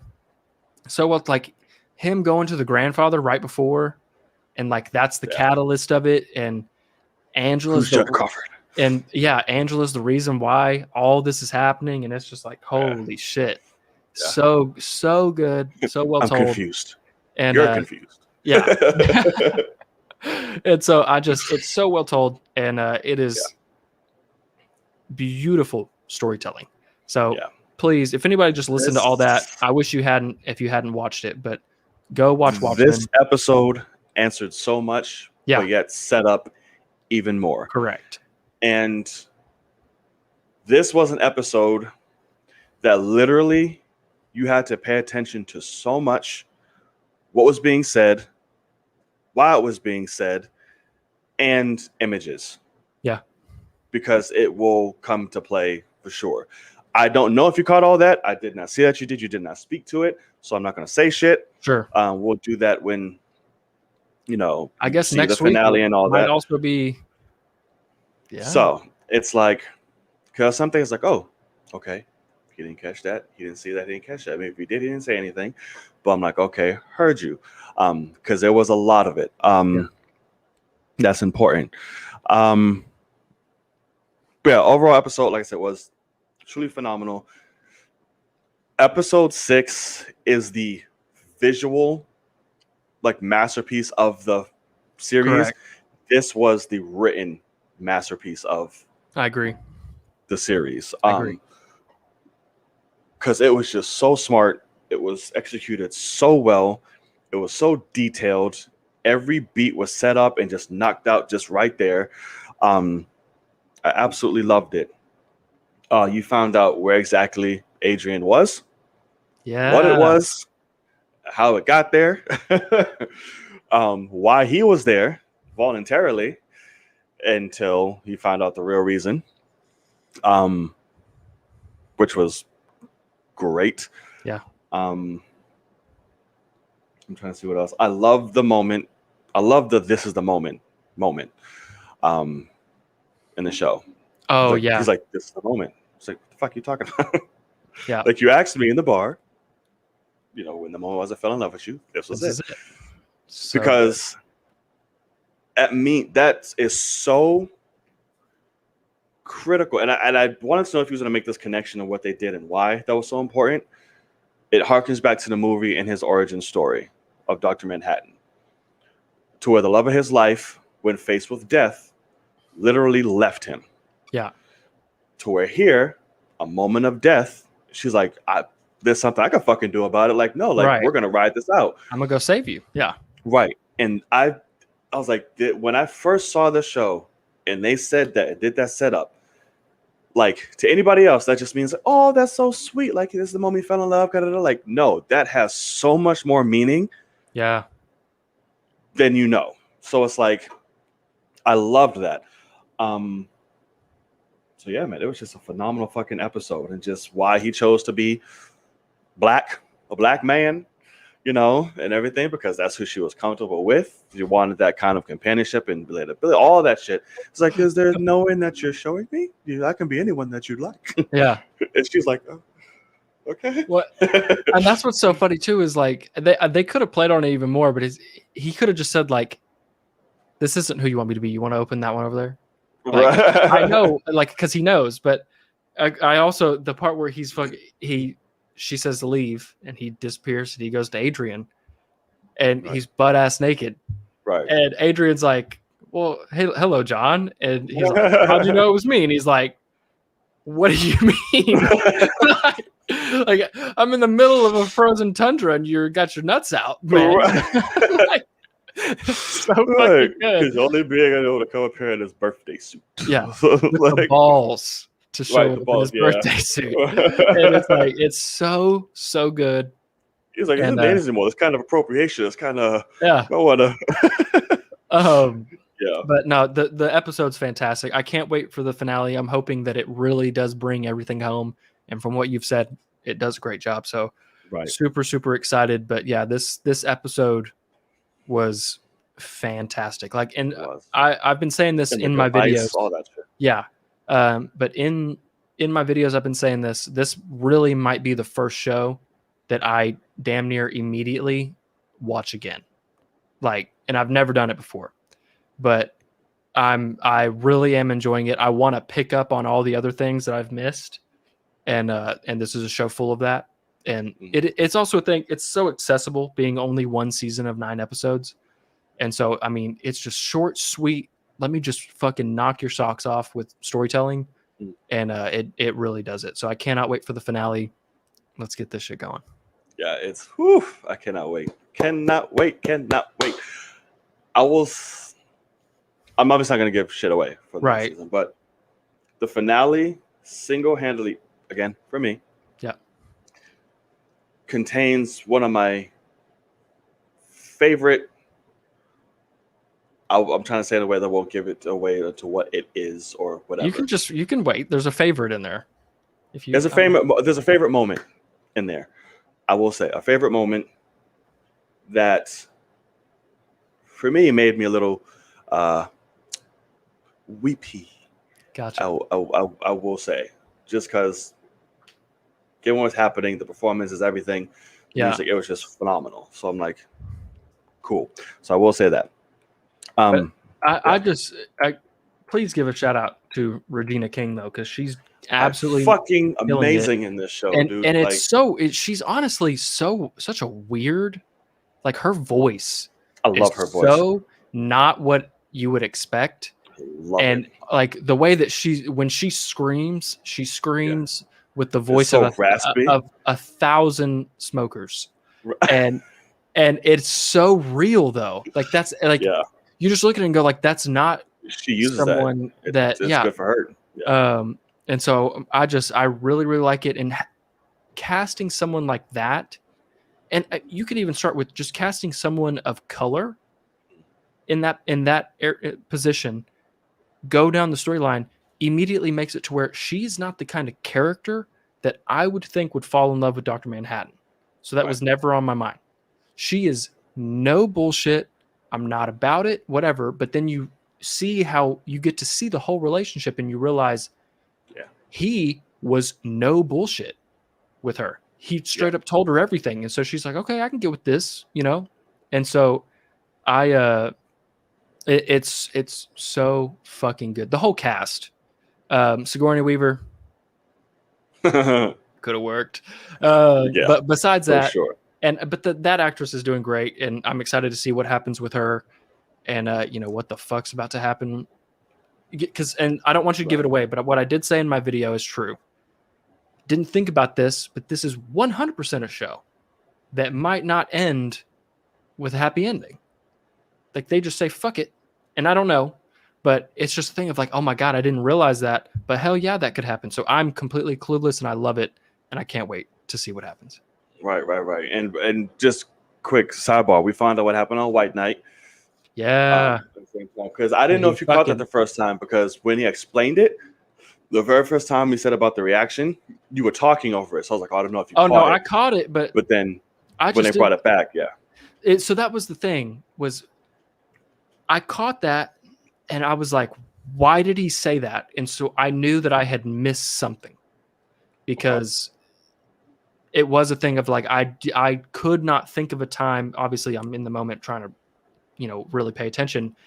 I couldn't think of a moment where, because Cal has been such a side character the whole goddamn time.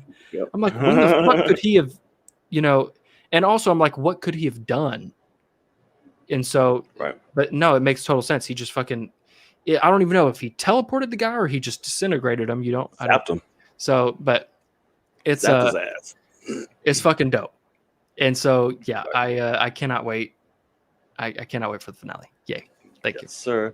So yeah, be sure you pump that out before next week's episode. Yes. So we have that to talk about. And of course, I will be on standby and I'll be right there the minute the bitch drops. So yes, sir. All right. So to the main topic of the evening. It's another great show so far. Golly. Debuted episode number 2. Just second number episode. 2, by the way. Just number 2. So, and that's it came out of nowhere. I don't know why. I just ran with it. And that's Loki. Loki in the Thor voice. That's Hemsworth. Right. Loki. Right. Enough of your schemes. Holy shit. You point to the stream. Right. You come home. Home. Right. When he said home, that's in Avengers. If y'all don't know, when they're on the cliff and the ravens are flying. You listen well, brother. I'm listening. Go ahead. All right, okay, let's go. Yeah. Gotta go. Yeah. So from now on, my Loki will only be in Thor voice from now on. Oh my God. Oh, Jesus. So good. Yeah, I mean, Hemsworth has an epic Thor voice. It makes for a lot of things fun to say. So it's good. Yeah. Okay. So, good Lord. Episode 2. The variant. So we cover a lot in this episode. Mobius puts Loki to work.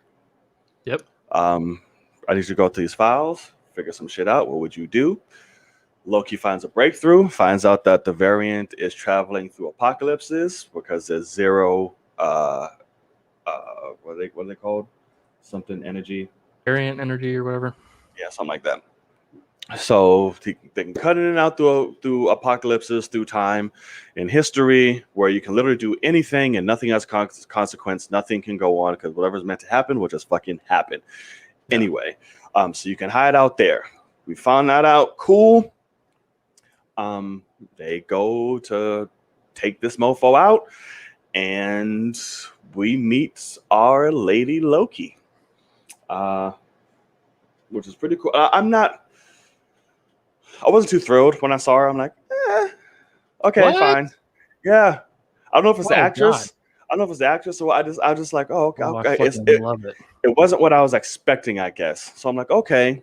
Yeah. Like I was expecting something different, like maybe a little dark hair, do it. She just sounded weird. And then when she spoke, like she had like a weird face. I'm like, I don't know what's happening, but I'm like, fine. Lady Loki's here. We got it. But Loki we had a lot of great moments with Loki again. His Asgard finding out the destruction, Ragnarok, literally felt it. And I was like, all right, give a fuck now. Like, so sad, very sad. That's nice. Like his description, fucking up his lunch, everything. So it was a pretty cool episode. Yeah. Pretty cool episode. What do you think? I'll let you run with it. No, so this episode might be my favorite episode of Marvel Disney Plus storytelling. Whoa. Period. It was fucking phenomenal. Whoa. And it might possibly be because what happens in the end of this episode, I didn't think would happen until episode 5 or 6. But what this show could be, the destruction of the sacred timeline. Oh, yeah. I mean, she fucked that shit up. I mean, like, it is a thing of like, I thought it was going to the TVA. Right. And you look at this and you realize whatever you think, like, because I think the TVA could be bullshit and they might be villains, or instead of 3 timekeepers, there's one and his name is fucking Kang. And he's just, whoever the variants or the people that, they could cause problems for him. And so he gets rid of them. But like Loki's like, what about the Avengers? And they're like, he didn't fuck with me. So they can do whatever they want. But at the end of the day, like this episode's so damn good. It's so smart. That's not for me, but I'm surprised that it's for you. I mean, it really, because it's a thing of like, I go to, like the finale of Falcon the Winter Soldier had great moments, but it really is not that good of an episode if you actually watch it. And so like episode 5 for Falcon the Winter Soldier is probably my favorite. And then WandaVision, what? Which one's that again? 5 of Falcon? I don't fucking remember. I'm thinking about this. This show is so goddamn good. It's the best of that series. Okay. But this show, it's just so smart because it's sitting there going through the different things of like figuring out, this is where they're hiding, whatever. And I'm going, okay, so this is the start of how we're going to find this person over time. And it's like, no, we're actually going to find her now, reveal her now. She's outsmarted all of you. And we're going to just absolutely, destroy the sacred timeline right now. And who knows what's going to happen. And so that's why I'm looking at this and going, them just talking, having 2 Lokis speak. That was a good scene. Is so damn good. Because that they sent to cut me down. And when they fucking, because it's the black woman that works for TVA, and she's like, if there's anybody here, like you're me, and then she smiles, and then Loki's like, you fucking bitch, and they both in the same spot. And it's so smart. And I miss Randy. and yeah. And so that's the other thing too, is I think one reason why what you're saying, I understand with, she should have dark hair, things like that. I don't think she should. I was just but, expecting a different look of her because but there's different variants of Loki. Correct. But I think the reason why is because they're actually mixing two characters with her. So in the comics, there's Lady Loki, who actually is just Loki reincarnated after Ragnarok. He just takes over a female's body, basically, his soul does, which I'm glad they didn't do that. This is much smarter to have a variant. And the TVA knows that she is a Loki. They don't even know that it's a woman. They just know this is a variant of Loki. But also, if you go through the variant type of thing, multiverse, whatever, nothing is stopping her from actually being known as Loki. She's a variant of Loki. But if you go through this episode again, in the credits, but also on pieces of paper that our Loki was reading, her actual name is Sylvie. And Sylvie is a character called Enchantress in the comics. And so I think they're actually mixing two characters. And so I think that's why she's kind of blonde, is it's like a mixture of things. But I kind of love the idea. He's like, I love when he's like, Loki, and she's like, don't call me that. Yeah. And she's like, yeah, technically, but no. Right. And I just think that this episode is about to, I'm so excited for this episode 3, because there's a possibility now that we could have scenes with 4 Loki's all sitting together, all looking different, acting the same, fucking hating on each other. Right. And, we're going to have President Loki at some point, and, that's going to be fucking insane and beautiful. And so what this episode did for the future of the MCU is why, like, this is the first time, at least, and it could end up not being so, but I think the reason why I love it so much is because the other Disney Plus shows ended up being very contained. I thought WandaVision was going to be everything, and that was my fault. But this one really is a thing of, like, if the multiverse really wasn't real, it is now. Yeah. And there's no fixing it. But, like, it is real because look at all the variants of Loki that they show. And so that's why I think that the TVA... I want to meet that big fucker. I want to meet the fucking golem troll Loki. Yes. The Hulk Loki? Yeah, right, I want to meet him. So but I love how... I love her design. I think she looks fucking awesome. I love how she's got... In the comics, Lady Loki does have a broken horn off.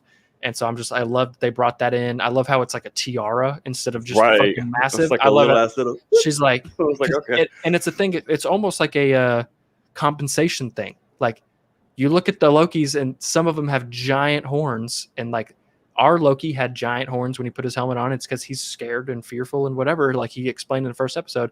And this one, she has tiny ones. One's broken. She don't give a fuck. She could fix it at any moment. Yep. And she does not care. And like that excites the fuck out of me. And so I think she's going to be I don't know the actress very well. And so she could not deliver. We got a couple lines from her actual face. We'll see now. We'll see tonight. And so I'm dying to see them together. I'm dying to see Loki on his heels.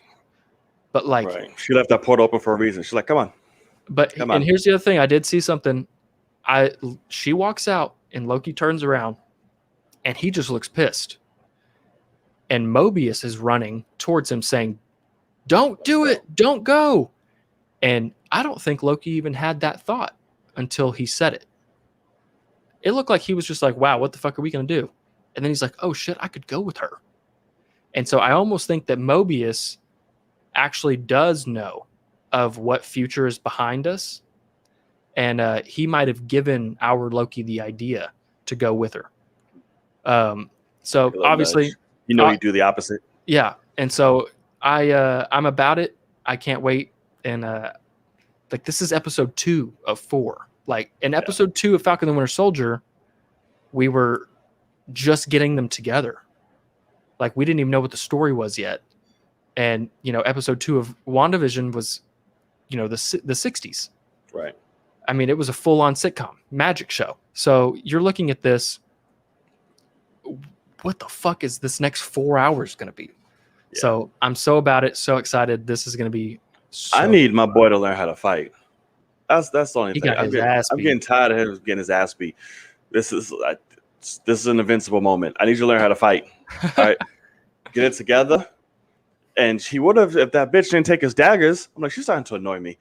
He's like, here, just in case. That's why Absolutely not. I love how she got her shit taken over. Right. And like, yeah, you Now, get to be now Loki. bring it down. Bring Yeah. it down, girl. And she was terrified after that. Right. She was like, oh, she walked up. I lost him. Right. I lost him. How'd you lose him? Like, Right. She had nothing to say. It's like, how'd you fucking bitch? And like, they take off running. Like, Right. stupid. Because in the beginning, she took over what was his name? C250 or whatever the hell that officer's name was. Yeah. And it just went completely ham. Yeah. I'm like, oh, all right. Heard you. Got it. I love what this episode could be doing. We'll just see. Because they might bamboozle me again. And I'll think it's doing something and it's not. And that's fine. Right. And my rankings could change. But yes, like what somebody said in the chat, episode 5 of Falcon Winter Soldier was like the boat scene where they're just talking, and it's a lot of character development and them becoming family basically, and like, no, stay here, like, gotcha, all that kind of stuff. It was so just flirt with my sister. So damn good. Yeah. So it's a good ass episode. But right. I don't have any of those ranking yet. None of the Loki's are like ranking for me yet. But this thing just blew me away because I wasn't expecting it. And I've watched it a couple more times, and I still can't believe it. So it's really. I miss long hair Loki. I'm not gonna hold you. Like I 100% agree. Like this little flare thing. I was like, no, I want like Ragnarok long hair Loki. And it's also a thing of it's not the exact hair from Avengers 1, even. Right. And so I'm like, I don't know why he has a bob. Because he had his little fleeky flake shits and all that. And it was fucking glorious. It had a glorious purpose. It was like flipping out right on his shoulders. And this is like up higher. Because he's more. Yeah, I don't like it. It's like a little. And I will admit, when he's in that suit and like the shirt and the tie, it does kind of fit right. But it's everything else. Like when he needs to be Loki, it doesn't work. I still think long hair, like wet strangly, like long hair Loki is the best look for him. That variant that they showed where he's blue and it's long straight hair, I was like, oh shit, like that one was a motherfucker. Oh yeah. Like he just looked mean. Yeah, for sure. But good episode. I liked it. Owen did a good job too. Him and his little jet skis. Oh, it's really good scene between whenever those two are together, it's really good. It works, man. Really, really good. Even with Owen Wilson isms, his way of acting. I don't know. I can't believe he's still Owen, but it's like it works so well. It shouldn't work as well as it does. Yeah, like even his little Owen run and walk every time, just like this is so funny and hilarious to see. But it works. They play off each other really good. And so we'll see. Like I said, everyone's talking about the salad and all that stuff. And salad's so good, really great. Like, do this. Don't. That's my lunch. Don't. Yeah, he's like, no. It's. And I love the Pompeii scene where he's like, make bird sounds, and he's like, what? And he goes out there. He's like, go. He's like, nothing matters. There's no consequence at all. You're all about to die. Right. Eat your last meal. Da, da, da, da. He's like, see, it worked. He's like, oh my god. Yeah, so good. It's really good. I can't wait. Like it. Yeah. Fun. So, all right. Let's jump in here. For now, guys, we're going to pop the live link in the chat. So we shall go over the rules again. So, as you all know, excuse me. Wow, that was sexy. There are new rules, new guidelines. We're getting strict. As we said, you will hit the link. You will come in, ask how you are, all the good jazz. You'll ask your question. You will give said, thoughts on the question and the question alone. We don't need any side-off variants of everything went to the show or future things, whatever it may be. We warrant and love all of that. But to keep it fair, to keep it time sensitive, we have to start doubling down on that. So come in. Hi, how are you? Your question, your thoughts on the question. We will kindly remove you with love. We will answer thy question. And we'll keep going. But like I said, if there's ever a day where the rating room is really small, we will extend it. We will just shoot the shit. But like Logan said, We plan to get bigger as time goes on. This is literally our prep for all of that. And we just want to be fair. It's no shade, no bullshit, not trying to be assholes. We're just trying to be fair. So yeah. And plus also sometimes when you guys go on a bit, some people say some things in the comments, and I want to avoid that. You know, I want to avoid that for anybody seeing that and then causing a little thing. So yeah, because we all about chill and respect and fun here. So I'm also going to start calling y'all out too when that happens in the comment section. Yeah. So just to let you know. So yeah. Did you see the announcement of the Transformers movie, the next one? Yeah, what is it, Battle of the Beast or some Rise of the Beast. Rise of the Beast. Do you give a fuck? So we're doing Beast Wars now? And it's got the guy from In the Heights in it. Yeah, I know. I don't care. I'm either. Okay, good. Yeah, I don't care. He's fine, I guess. No Michael Bay. Yeah, so there's hope. He's fine, I guess. Like he's good. He was good in the Heights. He's a good actor. Yeah. He has a nice ass, so that's all I cared about. So I was like, oh, you got me there. Cool. That's all it takes. Because the rest of this, huh? That's all it takes. That gave me something to look at. Cause I was like, in the Heights, I was just like, okay, whatever. I'm hearing this. So I'm like, saw that it was in Sun Trunks. I'm like, okay, cool. I'm up now. We got something. Here we go. And then I was back to this movie's all right. So, yeah, I know. That's how it works, man. That's how it works. So here's the link, guy. Come in. While you wait for a few, I'm gonna go over this. I saw another movie through this week. Fatherhood, actually, on Netflix. Kevin Hart's new film. I really liked it. This was acting I've been waiting for with Kevin Hart. Yeah. Where it wasn't just so Kevin Hardy and the same, which is cool, fine, whatever. Sure. I know what to expect. He was acting like there's a scene in the beginning where I'm like, holy shit, like Kevin Hart. Really? What the fuck were you doing? Like why did I wait for this? Like I literally was feeling with him. I was like, holy shit. Like it's like, where was this?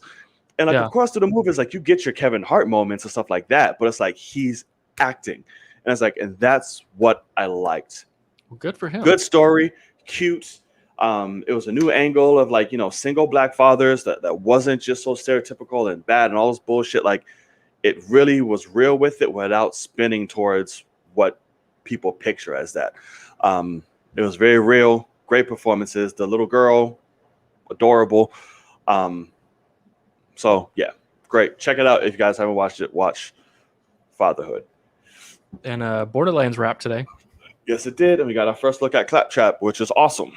Yeah, very excited about that. I feel like they shot that thing really quick. They did. It seemed like it. It really did. It may not be a very, very long movie. Who knows? I don't know. Who knows?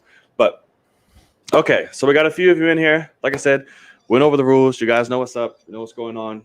If we start from that path, I will, with love, of course, be like, hey, sir or ma'am, it's time to wrap. It's time to wrap it up. We got to go. We got people waiting. All right. Stepping. Why, get stepping. But no, no, I won't do that shit. But all right. So, Sir Logan. Yes, sir. You have a choice. Mm-hmm. The red pill or blue pill? No. 1 through 3. My head hurts and my side hurts. What the hell? Breaking down. Getting old. Number 2.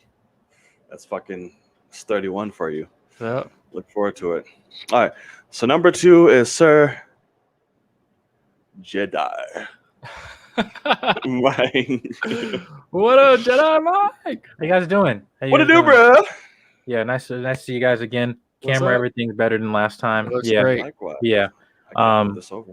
Oh, there yeah. So just going to the topic. I don't want to stay long. Showing support, but yeah. Going to the concept, the topic of just of the disarray of DC right now, because like one of my friends, like him were like hardcore, we're like comic fans. And Marvel, DC, I don't discriminate. I think they're valuing both, but different.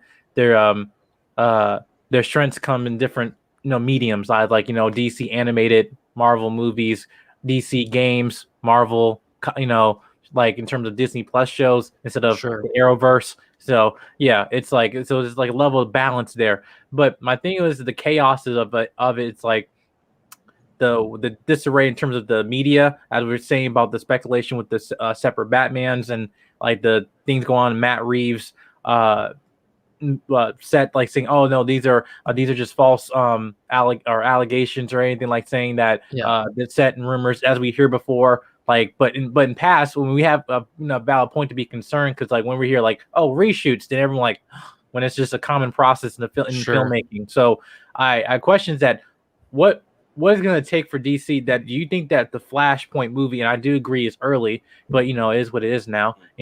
But do you think that this film is going to change the course of the DC universe in a way where it's like, okay, well, we accept what we have lost, but we have to prepare for what we're going to gain, and hopefully not be divisive, because I agree with everything you were saying earlier, just like with Ezra, just in terms of the personality, his character. But I mean, what Zack Snyder was initiating, he's a character. He said he has ADHD. He's not a, like what the kind of the stern, more Barry Allen we know. He's more of like Wally West than anything, but even then he's not really, Wally. But yeah, I'm just asking, like, what do you guys think about that? Cool. But do you have anything you want to branch off that you think Logan might do, I should say? Well, because the thing with like with Michael Keaton, I do agree with you. They're gonna say, I think they're gonna probably just have one scene, him just being a badass, but at the same time, like, hey, I'm in the universe, like compared to you, you ain't shit, But like, but at the same time, like the Supergirl, that I also hear the director saying, hey, do not share these like these pictures. I'm like, well, too late, you gotta prepare for this. Hey, like this is the age we're in, and also. I've seen people criticize about this, like, yeah, the ab part. I'm like, I don't know what that is, but I think it's just a harness. But even then, I'm thinking, okay, who is the Supergirl is? Because even then, people can like thinking that that the version of the child of Kal-El that they're saying about in the comments. But even then, like, I hope they try to connect to Man of Steel, where she's the one person that got was in the pod. So, but even then, if you do that, are you then like, well, we gotta admit that the Snyder thing even happened? Because Man of Steel, regardless of what you say about Man of Steel, I think Man of Steel has his own. Like, leave it be. It's when they got into Batman versus Superman, Justice League, everything. That's when things were like, okay, it's up for debate what they should have done, what they what should have not done. So, yeah. Okay, heard you. Appreciate it. Good question, brother. For all that is a great question. I'm very intrigued on where I'm going to go with this. Cool. But I'm on point. Let the people know where they can find the Jedi. You can find me at the official Jedi Mike 7 YouTube channel. We just passed 100 subscribers just in 2 weeks. Hey, moving all the way up. Than any of but I appreciate y'all. Again, like motivate, inspiring. To keep on doing what you're doing. I also, this is a side note, just a technical question, because I have live streams that I do, shows like topics like I'm doing, but I want to try to break them into segments, but leave the live show on its own. And when I'm trying to go into YouTube Studio, it's like I get the edit clip that I want, but then it's like it's going to change that live stream, and I don't want it to. I just want to keep the live stream and have a separate videos from that live stream. And I just know, how do you guys do that? So, I don't use that shit. I'll leave like YouTube Studio. Use that. I would have to use that. That'll be a Logan thing. And I don't want to take up much of your time. I just want to. So first thing I think, if I go here online and I go to more actions, so there should be a way to just download the whole thing, and that would suck ass. It sucks, especially if you have a long one. But no, I did. Yeah. And so then the other thing that you could do, I don't know what you use to stream. If you're doing OBS or OBS Studio or something like that, or if you're just going straight from StreamYard or something, but like I use OBS Studio, you can stream and record at the same time. And so then everything's going straight to your computer. And because obviously, of course, it would be very nice to edit straight on YouTube, but they're not going to let you do that because they're assholes. It'd be phenomenal if they could add that in. But yeah, so you basically, you have to somehow get that whole thing on there and onto your computer in full, and cut out what you want and just render out as specific videos. And it's a hell of a process.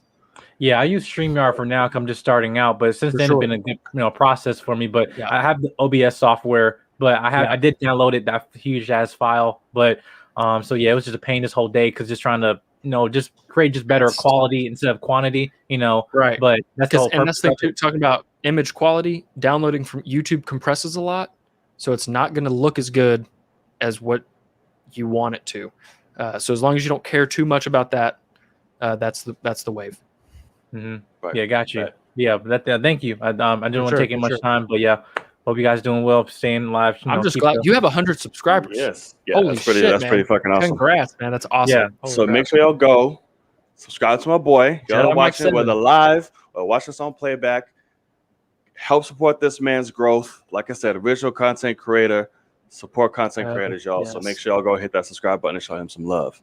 All right, Jedi Mike. We moving. Always All right. a pleasure, up? brother. So make Pleasure's sure mine. stick around, man. Keep the conversation going, and we will see you as always next week.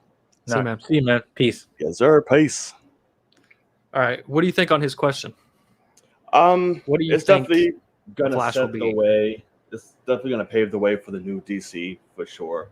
I think they're gonna rewrite a lot of shit. They're gonna start to do their own little universe. I think it will take aspects of Snyder, not all, that prove good to the story, but that's it. But it'll definitely do setup.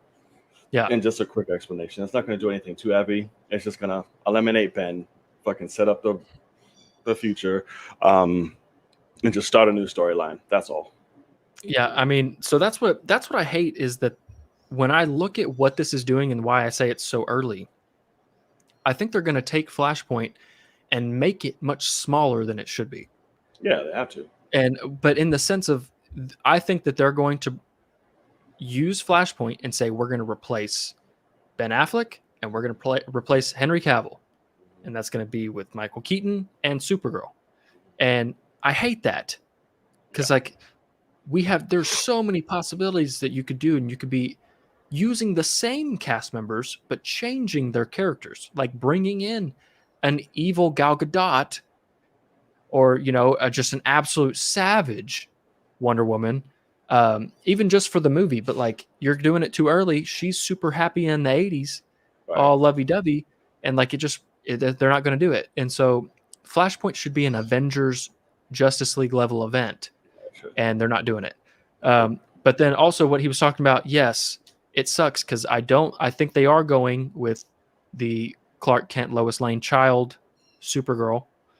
And I want it to be the girl from the pod. That would piss me off. But I think the point is they're going to say it's multiverse type stuff, and this just isn't the girl from the pod. This is,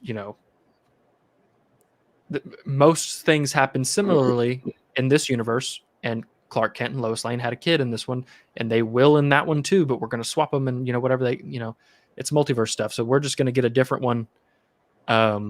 And I wish that wasn't the case either, because it would be awesome. If you're going to replace our Superman, link to his movie, make it something that makes you go, I still need to watch that. Right. But instead, everything's going to stay the same except for the first two movies of the DCEU. They're gonna move characters around and kind of make those obsolete, I think. Yeah, no, it's fucking stupid. But all right, 1 and 3. 3. All right, coming to the stage, we have I can't tell what this look is, but J. King.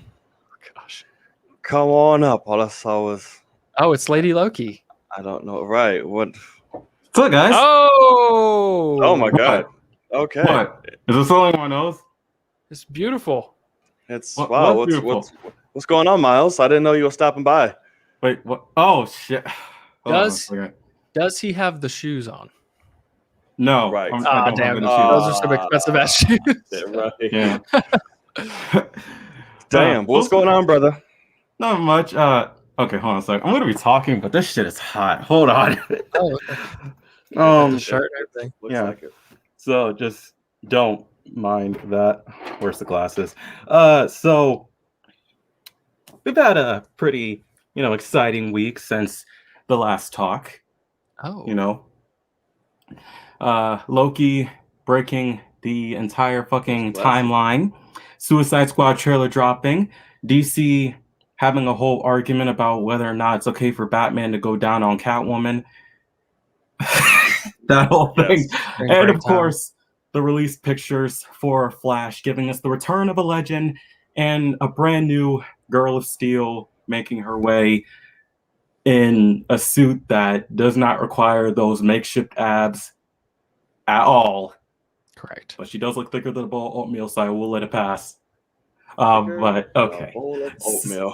What you got? What you got for us, brother? What's your question? What you got? Don't quote me on that. Okay, hold on a second. I just realized I had the wrong damn. I was gonna say, I just thought you was rocking with him. I was like, I thought you were doing a Loki thing, and you were stuck in 2019 now because he blew up the sacred timeline. right. Well, maybe. Who knows? But What you got for us, Edith? My question is about the man with glorious purpose, Loki. And of course, I had to ask this question because, again, we literally talked about this right before episode 2. We were like, okay, how on earth is this whole multiverse stuff going to happen? And then, boom. Yep. Lady Loki or Enchantress, we'll see. Maybe the episode in a couple hours will explain that. But, the whole multiverse and everything in the timeline is just broken now, leading to, I'm pretty sure we can all agree this is going to lead to Doctor Strange, No Way Home, many stuff that we're about to see. And of course, we already had our talk about, what this whole multiverse stuff could be. But my question actually has to do with a certain character that we have seen already on Loki. I'm forgetting her name, but it's the Judge character, the one that Mobius has talked to. And I did not even realize this, and I feel so dumb for not realizing this, is that, and if I'm correct, her character is actually the love interest of Kang the Conqueror. Yeah, I was correct. So, again, there's a lot of theories going around that one of those sacred, timekeepers, big lizards, how Loki likes to describe them, could potentially be Kang. But I don't think that they could be. I think, if anything, maybe close enough, they could be representatives of, I don't know, the Beyonders, who have been known for creating and also destroying universes. In my mind, the question I have is, if they were to somehow maybe set up Kang for how we will see him in Ant-Man Quantumanium or in, future Marvel projects, if he were to say, like, just show up in there as like a cameo, how would you guys feel they would do it? Would he be an agent? Would he be some kind of, like, I don't know, special guard or something like that? Maybe the right hand of the timekeepers. How would you guys want them to introduce Kang if they did want to try and introduce him through here before he shows up later on in Phase 4? Damn. Got you. Damn. Okay. Good question. Good question. So, okay. Well, before we tackle that situation, you gotta plug yourself, brother. You gotta let people know where they can find you. And also, you also gotta ask me, what's my thoughts on it. Oh, go ahead. Yes. What is your thoughts? Sorry, my head is like killing me right now. It's okay. I understand. Yes, go right ahead. Okay, so if you were to ask me if in Loki, before the show ends, whenever it ends, because I think it'll still be going on by the time Black Widow comes, but whenever it ends, if I were to want to introduce Kang in here, I'd maybe not have him as an agent, maybe on the same, because again, there's multiple parts of the TVA we have not explored yet. We've only explored the one building where it's like they execute people, or they eradicate people, or they go through timelines to fix things. We don't know what all that other stuff is out there that we saw in that brief moment in episode 1. Like, he could be in the Nightmare Department, as Ronan is saying. He could be in any other department, and I don't know, it's maybe just like a love interest of her. But let's say in this show, the destruction of the timeline leads to something that gets, I'm so bad at remembering her name, but gets her hurt or potentially killed. Because there's at one point in the storyline, and it's in the storyline in the history of Kang, where, do you think that he's just in another branch somewhere that you just? Yeah, he could be in another scene?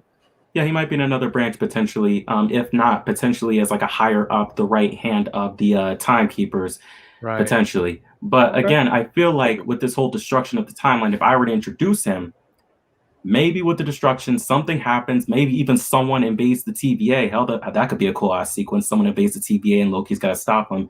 She gets hurt because there's a whole thing in the comics where she is stuck in like a cryostasis, and that's why Kang becomes the way he is now. You know, becomes a pharaoh, Iron Lad, many of the other things he's known as being. But that's how he becomes Kang the Conqueror. Maybe as sort of like revenge for, you know, the timeline breaking. And maybe with the timeline breaking, that leads to him trying to start his reign. I mean, hell, he's known for creating the Sphinx in the Marvel Universe. Like, that's their explanation of where it comes from. So who knows? Maybe this will be his opportunity to either rise to power or go on like a kind of like love vengeance, if you ask me. Okay. Heard you. Yeah. All right. I'm here for it. That's an interesting way to do so. Bet. Cool. So, sir, now where can the people find you? All right, you guys can find me at jking_ZIO. That is on Instagram, main account. You can also find me on my art account, AmazonArts_JKing. Other than that, on Twitter, you guys can find me jking_01. Besides that, I'm usually known for being on Twitch with another man of glorious purpose, the Red Dreaded Man himself, on his Twitch streams. He's not streaming now. Is he streaming now? No, he's not streaming now. But I'm pretty sure he potentially might be for Loki. He didn't last week, but potentially. I'm always there. I'm doing the thumbnails for him. Potentially also for someone else if things work, but we'll see how that goes. Other than that, who knows? Maybe you'll see me around. Again, as I've said, I'm trying to take care of some things, and if some things work out, but if some calls go through, again, I'll let y'all know. But yeah, that's mainly where you guys can find me right now. Cool. Oh, wait, there's another place. I keep forgetting this every single time y'all ask me this. There is an app called Amino. It's a place where they have like all these separate, like, you know, communities, you know, music, comic books, things like that. I've mainly been, and I've been on for the last 5 years, been on the Comics Amino app under the name of I believe it's just JK, if I'm to be honest with you guys. I do not remember, but I've been on there for about, hold on, let me see. Yeah, JK, in like parentheses, ZIO. I think that's where that started. But I've been on there for 5 years. Started off as a comic book reviewer, led into a fanfic writer. But been on there for 5 years. Don't know how long I'll be on there, but that's also another place, you know, and the community's great. Gotcha. And it's nice, so we need people. I'm just saying that. But we all go check him out. But just saying that. That's another place talking. Heard you. All right, brother. Well, appreciate it. Thank you for stopping on by. Keep the conversation going. Yep. And for always, we shall see you next week. Peace, Miles. See ya. All right. I want to get Ronan in here before we answer that. Right. Yeah. Go ahead. So Ronan. Good sir. Yo. Hey, what up, man? What's up, guys? Thank you for being patient, brother. Yeah. Yes, sir. So what to do? What's up? What you got for us? You always bring the heat, so I'm pretty sure today's not gonna be any different. So But yeah, my question, it's a little of asking of a mini story from you guys. My question is, what was the last movie you traveled far away to go see because you really wanted to go see it? And what was the last movie you not camped out but waited in line way more time than you would to see it again? So we're big cinephiles. Oh, that's a great question. Holy shit. Okay, what are yours? yours? Let us know. Lay it on us. Interested.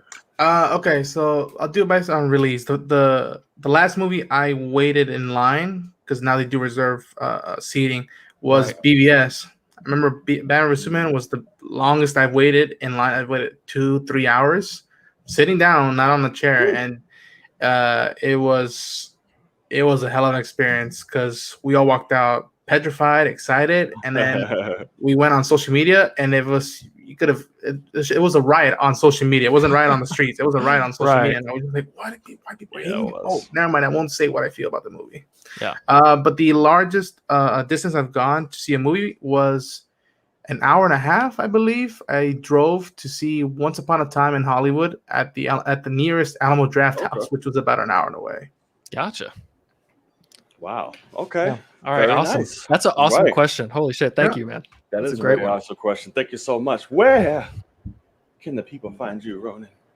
The people can find me at Ronan Unchained on YouTube, Instagram, and Twitter.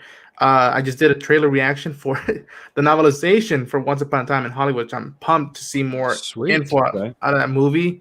The Snake Eyes trailer just dropped, did that, and Loki will be out in a few hours, and I'll be stressing out just to record and edit and enjoy it all at the same time. Right. Correct. Right. All right, man. Awesome. That shit drives me insane.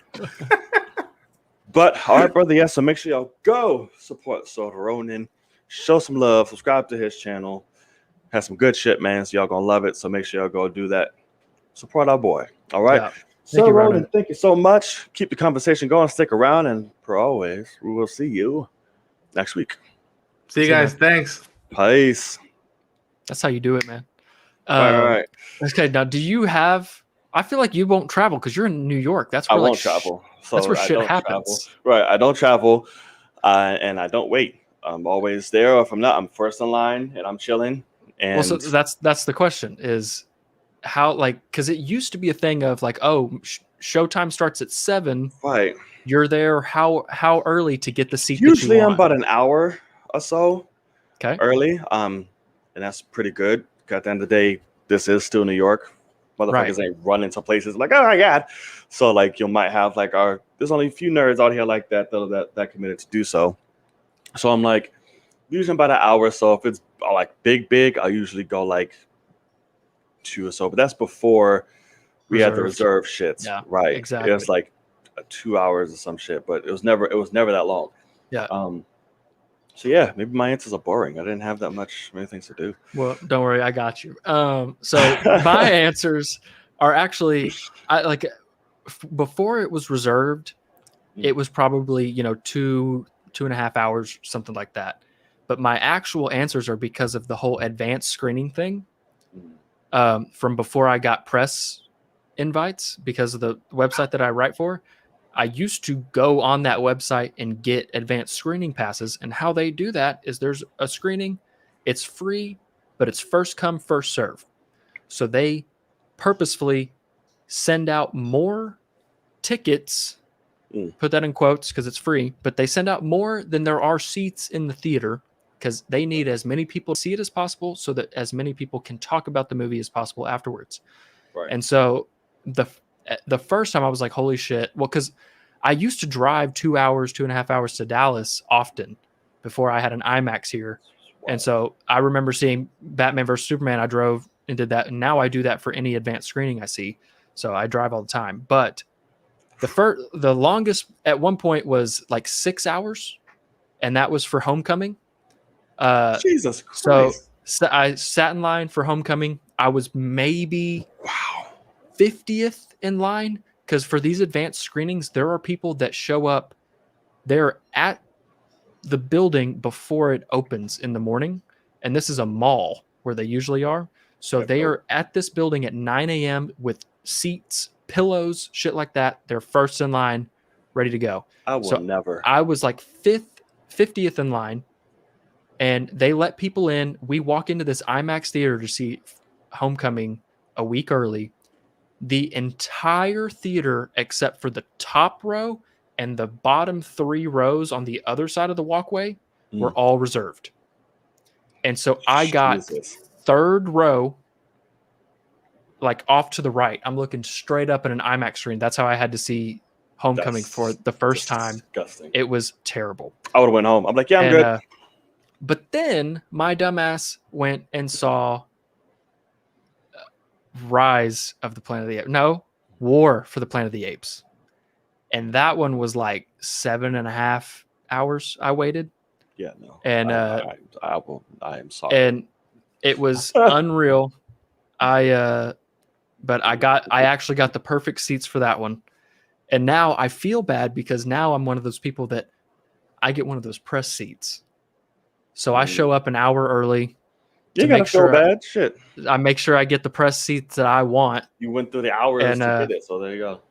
But I do want to give a shout out there. So on Facebook, it's usually the best way to do it. But you can also go to the website, mindonmovies.com or Mind On Movies, and then whatever state you're in, we have a group for about every state that there would be screenings for, Mm. and y'all can get in on the advanced screening thing, and so you can see damn near any movie early. I mean, it's crazy. So, and we're surprisingly like one of the biggest in the country that do that. So look up Mind on Movies if you're interested in advanced screenings, because it was a lot of fun, but you will be waiting in line. And like, I'm telling you, people are waiting in line 5 hours. Like for that Homecoming, there were only maybe 200 seats available for people that were normal. So there were hundreds of people that didn't get to walk into that theater after waiting for 4 hours, 5 hours. Like it was wild. So like, and they've got like security with night vision goggles to make sure you don't have like cameras or phones out while you watch it. They just stare at you. It's some wild shit. But yeah, it's fun stuff. I'm not that exciting. Sorry, and I'll never wait that long. I wouldn't now, but yeah, but it's like, but in terms of like tickets and seating and shit, I am disappointed. I am upset because this Friday I am seeing Fast 9. Yeah. But I had the latest show because I work at 8. I get off at work at 8. Yeah. And the show's at 11. Every other show is like sold out, but the 11 is like scarce as shit. So I'm really pissed off because my experience is about to be fucked because nobody's really there. So I'm like, there'll be people there once the Showtime shows up. I think maybe if they just want to go and see the movie, I hope it does. I don't want to see that fast in a empty ass IMAX. I'll be really pissed. No. So it's like, because right now looking at tickets, it's like it's not very filled up. There's a whole bunch of shit left. I'm like, why? So I'm like, but I have to because it's so late. So I'm like, I hope to the movie gods. Do you ever go for Thursday screenings? Depends. Sometimes you seem like a Friday Saturday guy. Yeah, I'm a Friday Saturday guy for sure. But I've definitely done the Thursdays before. But I'm more weekend, get the crowd, and everyone's like, woo. Well, I'm always like, whatever the first Thursday, I want opening night for like the biggest fans are at that screening. That's what I want. Like that's the first one to sell out, and I want the best seats in that theater. So if you're watching this, you're in New York, go to 11 o'clock New York time so we can fill this shit up. What theater do you go to? Or do you not want to let that be known? Oh, who the fuck's gonna come? I don't know. My ass and hang out. I go to Lincoln Square. Is it? So it's like it's the only IMAX theater in the city. Really? Okay, I didn't know that. Damn. I thought there'd be many. No, that's the only one. Like everything has like IMAX, but it's like the regular, like big IMAX screen. But Lincoln has like the full, like this is IMAX type shit. Gotcha. Okay. Right. So good shit. So that, or I'll go to like Adobe if it doesn't require it. So I'm like, whatever. Yeah. All fine. Got you. But yeah. So, all right, y'all. I think it's a good spot to end it because, like I said, my head is pounding out of nowhere. I don't know why. Maybe I'm hungry. Who knows? I don't know. But anyway, thank you guys so much for joining us on the latest episode of the Film Cave, episode number 29. So, man, next 30 week is going to be a big one. The 30 is going to be a big one. Be sure, you tune in for that. Come through. And next week, it's going to be a bigger show. I'm sure a lot of you want to come in, whatever it may be. I'm going to go ham strict on these videos now. Okay. Jay King, I love you. You be going on, brother. We gotta cut it down. We gotta cut it down. Jedi might be getting passionate, all that type of stuff. I love it. We love it. We absolutely love it. Don't get me wrong. I mean, but we got to bring it down. We've gone 35 minutes past time already. We've got to bring it down, y'all. We got to bring it down and keep it to that. So next week, especially, I will be going extra ham. So we're gonna have a big show. Grumpy Dad might come out. All right, if y'all don't get it up, so Grumpy Dad might come back and smack that ass. You spank that ass, Lex. Where's that from? Who knows? Who knows where that's from? Oh god. Yeah. So see y'all next week for the Dirty 30 episode. It's gonna be amazing. Cannot wait. Might try to work on getting some guests in. Who knows? But we shall see. But until then, If you like what you've seen, if you're watching this on live or join us live or watching on playback, thank you so much. Hit that subscribe button, guys. It's really the best way to help support the channel. Hit that thumbs up. A lot more people see it. We're trying to grow the show. This has immense potential, and we need you guys' help to do that. So be sure, share the video, hit the subscribe button, keep the conversation going with those who are truly engaging in it, because we're a community. We're a community. So thank y'all so much. It's your boy, Knight. And I am Logan. And we'll see y'all in the cave. Peace. Peace.